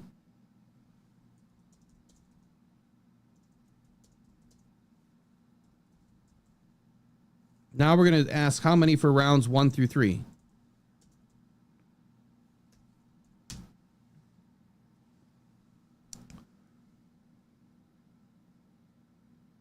Wow, it's even lower than it used to be. It was 15%.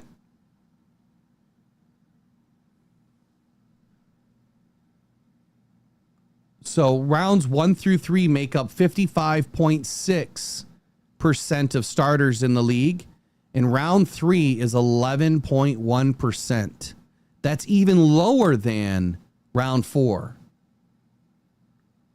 Right? Because let me go back. Where's round 4? Round 4, oh no, it's right in line, was 10.8%. So 11.1% or 66 players in the NFL start. So for someone to say that you drafted this guy in the 3rd round, he should have been a starter, right? Should have got a different player, should have got an edge rusher, whatever the case may be. It doesn't matter if you got an edge rusher in round 3. 11.1% of them would have started. Of all players, all positions, right? So you have 32 teams, you have 53 men on a squad. That's 1,696 players in the NFL per team, per your 53-man roster.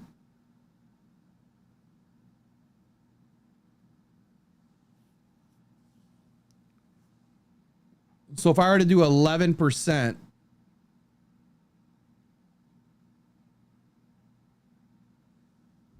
11.1%, it gives me a number of 66. That must come out of the top 22.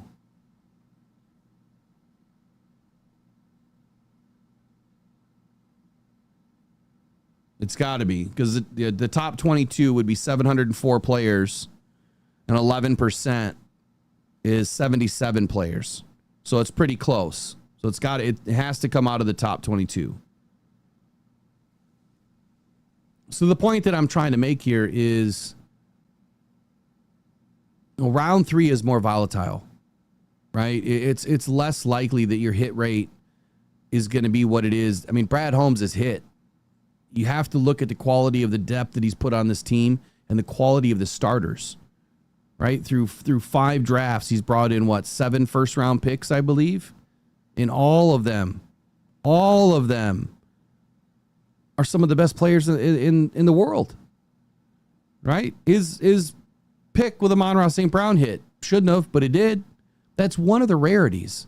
Why? Because round 5 in the NFL, round 5 starts 6.4%. Do you know how rare that is? That Amon-Ra St. Brown was one of 38 players to even start in a game, let alone become an elite football player. So let's take this out a little bit further. Out of all 3rd round picks selected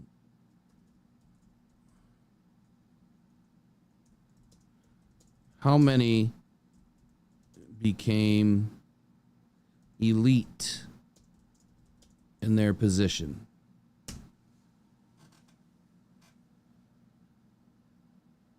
I teach math. No, I just go over stats, buddy. I just go over stats. All right, here we go. It's giving me a rundown.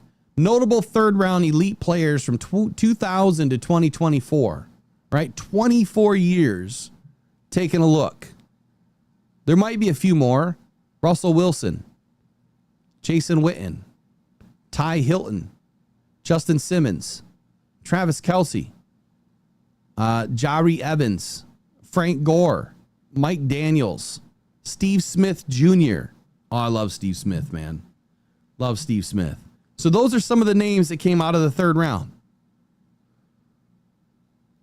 Let's ask it about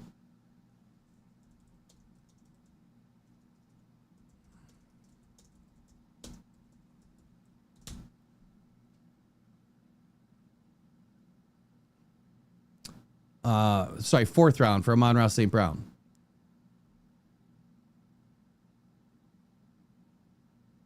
I always say fifth round. I don't know why.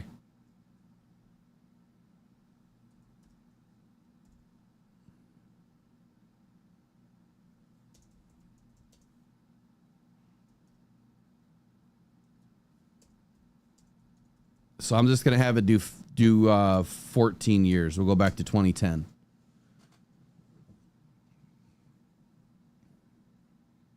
So get this, the elite conversion rate. Let me go back.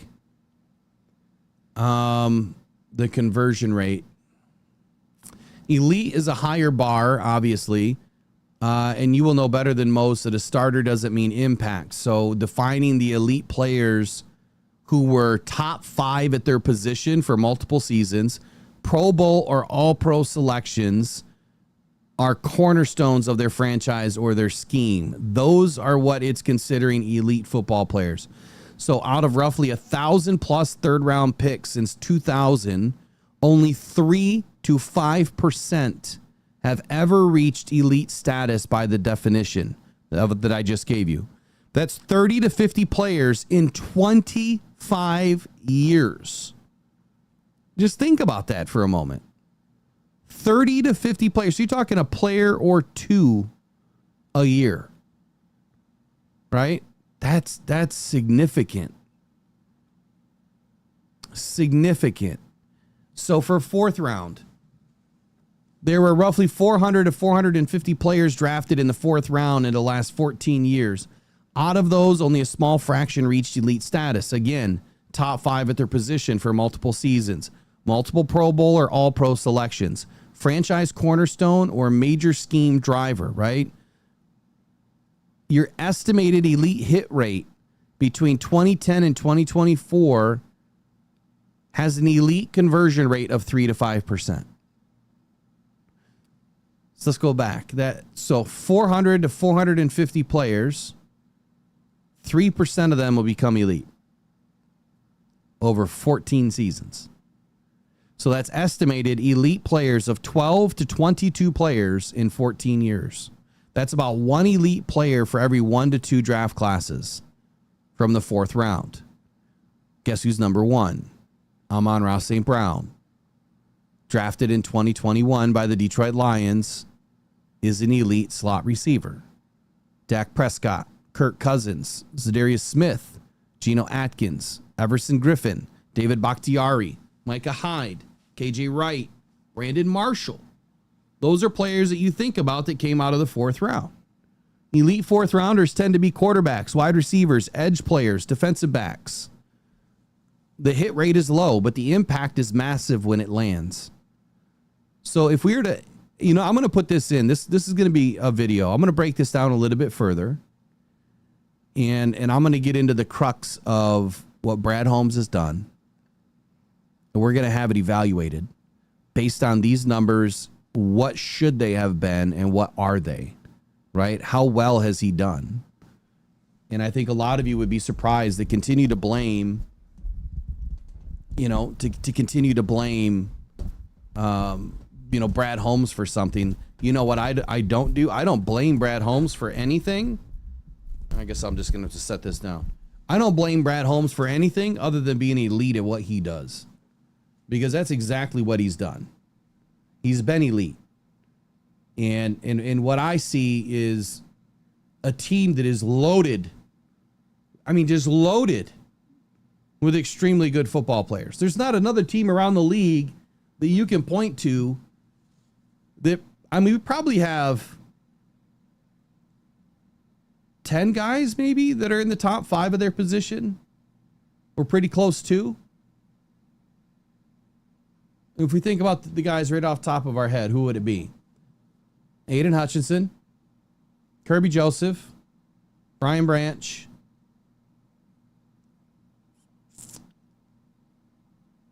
Jack Campbell was a top 10. That's close enough. Go on the other side. Jared Goff, Amon-Ra St. Brown, Penei Sewell, Jahmyr Gibbs. J-Mo will get there. He's not a top 10. He's not a top 5, but he'll get there. But he's elite, right? Because of his ability. There's easily 10 football players on this team that you could consider are elite at what they do and what they present. It's probably closer to 6 or 7 players that you could probably put in the top 5 if you really wanted to. And if you isolated, you know, some of their best seasons, you absolutely could. But if you look at our team compared to a lot of others, they don't stack up. They really don't. When we had Frank Ragnow, I mean, it was even better, right? Taylor Decker, he's the top 10, maybe top 15. I'm probably not going to, he's not sniffing top 5 anymore. Maybe 3 years ago, 4 years ago. But anyway, it's a good conversation, right? I'm saying all this to say this. Well, Brad Holmes and Dan Campbell do, which remember, this is Dan Campbell's roster. Everyone blames Brad Holmes for the roster. It's Dan Campbell's roster. Dan is in charge of the roster, right? 50-50 between these guys to make decisions. They work together on it. But this is Dan Campbell's roster, man. He's in charge of player personnel.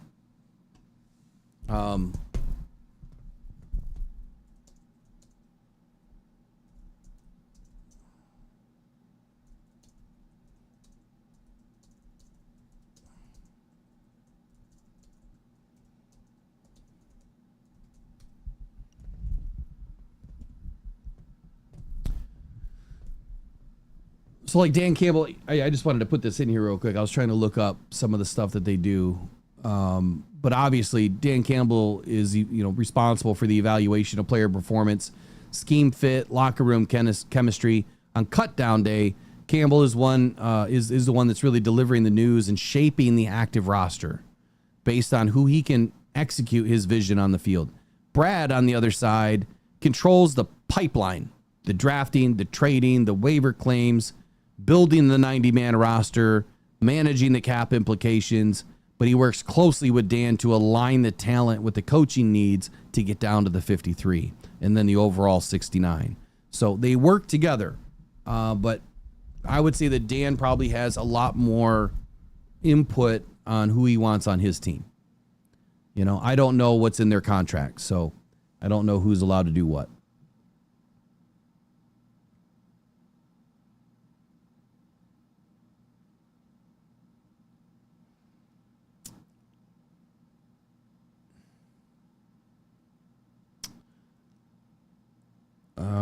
All right, I'm out of here. You guys have a good day. It's 11:30, man, long morning, but hey, we're making up for some lost time. We'll get into this a little bit more. We'll see what happens. I'm going to jump into Dan Campbell's press conference. We'll break it down, and I'll see you guys later on as news hits. So you guys have a wonderful day. Go on, probably go Detroit Lions. You guys take care.